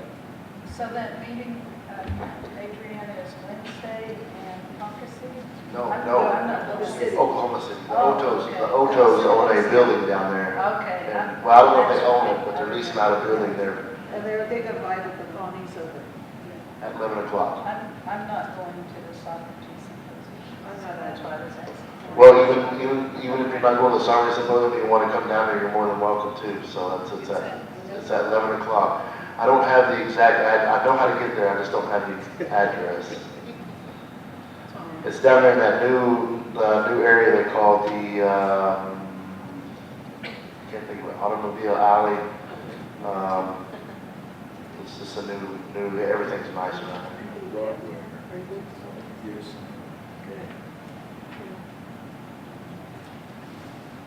They usually have a breakout session. On their breakout sessions, they're usually repeated. So I think that we could go, we can be in attendance at that meeting. Myself, as always, I greatly appreciate, if any council, if you can to attend, because I'm going to be bringing this to council here, like I said, on this next council meeting. So Andrew's been along with me, so has Monty Matlock and Jimmy Justice. So we've been really looking into this project. I think we're getting down to the point that we can present something really beneficial to us. I just would like to invite the council, if you're available, to attend budget hearings. If you can, there's June 9th and every Thursday there for the next couple of weeks, every Thursday, and then June 28th is the final one to approve the comprehensive budget for 2017 to bring to you all before August 15th. I believe we're starting at 9, but we'll go till 4 or 3, about 4 o'clock in the afternoon, reviewing budgets. And it's just very informative. You learn a lot about the programs and what they do, and how much money they have federally and tribally. So I encourage y'all to come. Thank you.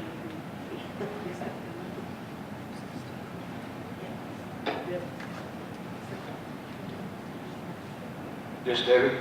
This is still open forum, right? Correct. I'd just like to present an update on our internship this year, 2016. As you know, in the past years, we've done internships with our homeland, with monitoring our gardens and also building the earth lodge. And then this year it's expanded to a cattle agri project that is really paramount because it will, this year, it's 30 miles west of Lincoln, Nebraska. The family-owned operation has met with the Nisharos. They're 100% behind working with that as the intern site. We have a gentleman that has been working on our trails, the Wichita trails, has pinged the site of those trails, and he's been doing that for 20 years. He's going to go over and ping the site this year as to where the Pawnees live on that 7,000 acres. And when the family moved there in 1866, and then for the next 2 years, the Pawnees helped that family get through those harsh winters. This generations later now, this family is offering this internship to house and feed some, well, initially we were counting on 2 people to go up there. And as you know, in the past, we've always used the WIA program to do intake and to fund an hourly wage for the internships. And this year, that wasn't possible. We've been scrambling to see if we can even do it this year or not. And so now we're really grassroots. We put a shout out, and I think yesterday we got a $1,000 donation. I'm still waiting on one more person to see if we're going to get a donation from our Oklahoma City church. But other than that, not counting on that, we're looking at other grassroots funding for an intern that's volunteered to go up this year from Santa Fe. He was one of our gardeners last year. And so we're in the works of doing a Father's Day hanging. And it would be like a potluck, and then generate ways to raise money through the hanging, and then also this person's going to do a PayPal account, so every payday, a few people said that they would send them up $10 or whatever through PayPal. Initially, we thought we needed like $7,000 to pay the minimum wage for the May 25th through August 19th internship. But we're definitely on plan B and C, to get that going. But we really feel it's beneficial this year because they're going to learn so much in hydroponics, cover crop method, no-tilling, water conservation, plus looking at one of our traditional sites. So that's an update. If you have any questions, I'll be happy to work on trying to get you answers. Just a suggestion, since it is work in the land and work related, I don't know if that's something Tara would assist with, I just throw that out there. And also you might want to. I can't hear you, Angela. Oh, I'm sorry. Since it's work-related, I would approach Terrell to see if it's something that they can assist with, because they'll be working and learning hydroponics and all that they'll be learning a skill that they can bring back or go work somewhere else for. And then you might want to report, that you received a $1,000 donation from McBride and Crow and Dunleavy. Yeah. Mr. Knight, Chief, do you have a comment to make? Okay. I got some questions, and this is just me on my part. I talked with the individual,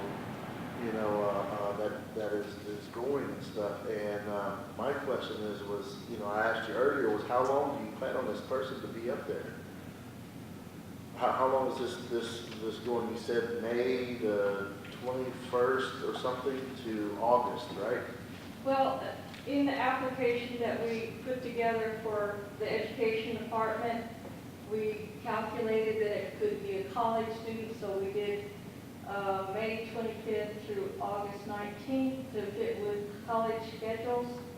However, with this individual that's going up from Santa Fe, he's not a college student, so we were hoping that we could get him through harvest.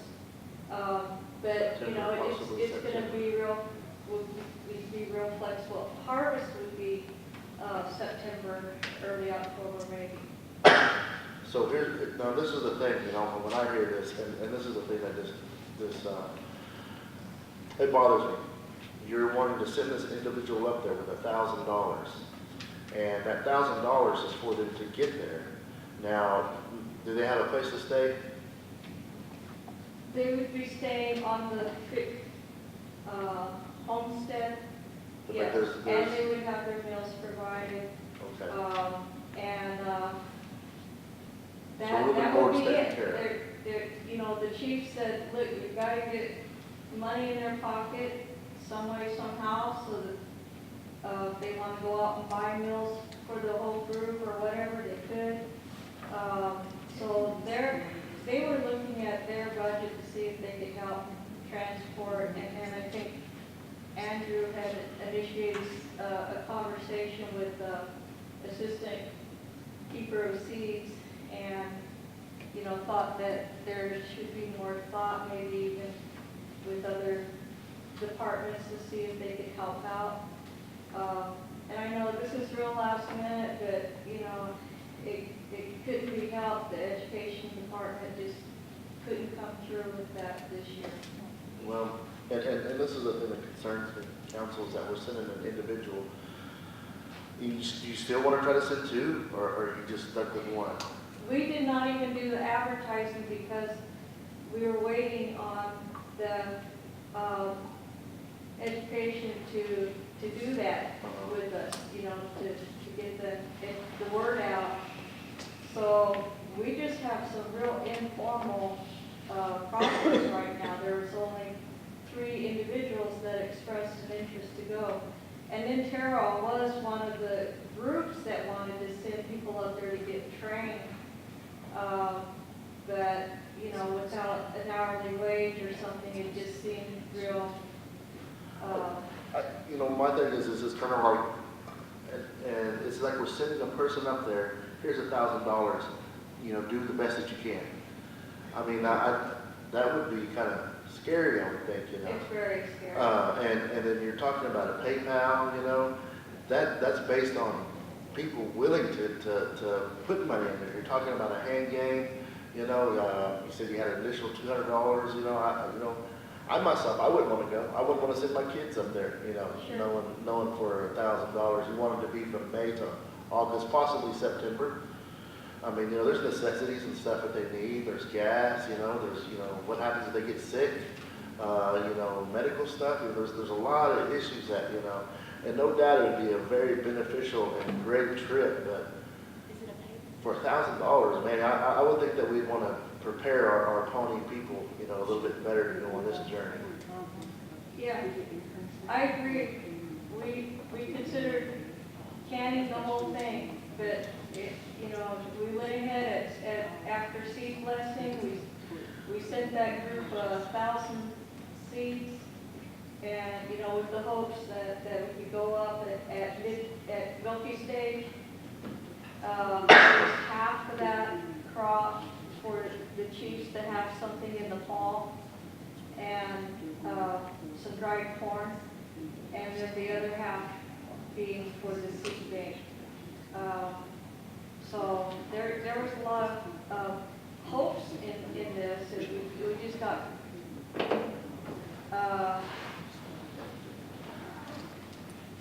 our planning didn't work.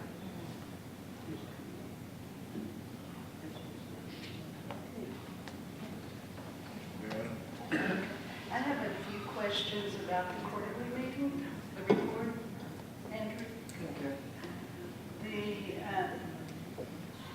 CHR EMS Help Ed program, On this first paragraph, it says, describing the CHR EMS program, it says the target population is eligible Indian residents living within the Pawnee Tribal Service area in Pawnee County and the city limits of Stillwater in Payne County. What about the southern jurisdiction of the nation? Yale. Payne County is included in our jurisdiction. You know, I mean, Okay, well, it just says Pawnee County, no, it doesn't list Payne County, so. oh, that's that's what not it's- like No, it just says in Pawnee County. Page 40, Okay.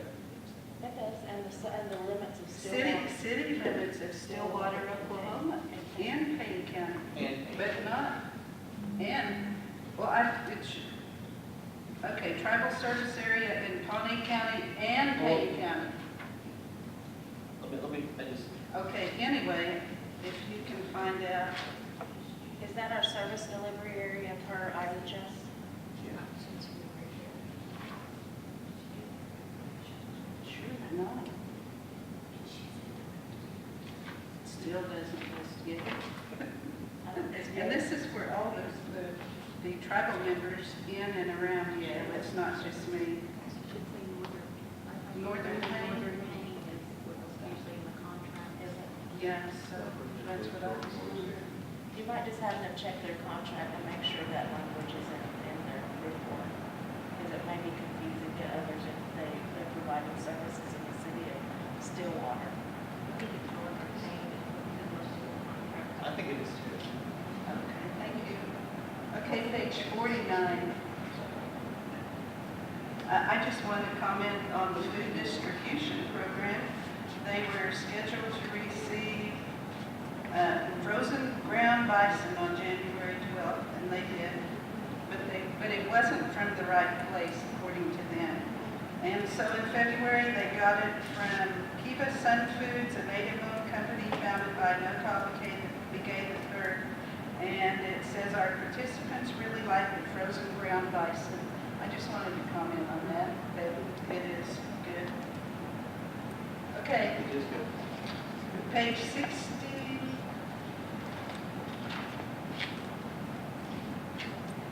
Oh, page 63, about the domestic violence program. Number 6, the future plans. Let's see. The work plan for next quarter will consist of training our new advocate, advertising, and then it says opening an office in Cleveland and providing outreach. I'm curious why Cleveland, when it's not a part of the jurisdiction. Because it has to do with the EMS and emergency response teams and cooperation that we have. Okay, okay. Yeah, we're adding this as a part of that whole plan that we have with the city and county. Well, that is good. Okay. Page, oh, this is back in the Tarot Commission, the completed projects down here. It's just, it says Mayor Swell.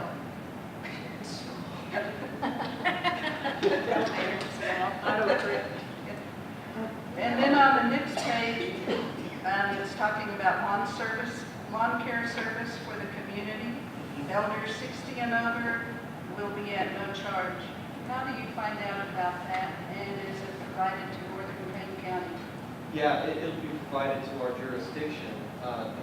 It's only in the beginning stages right now. Okay, because- so Yes, we'll get some, okay. yes. Okay, that's all, Andrew. Thank you.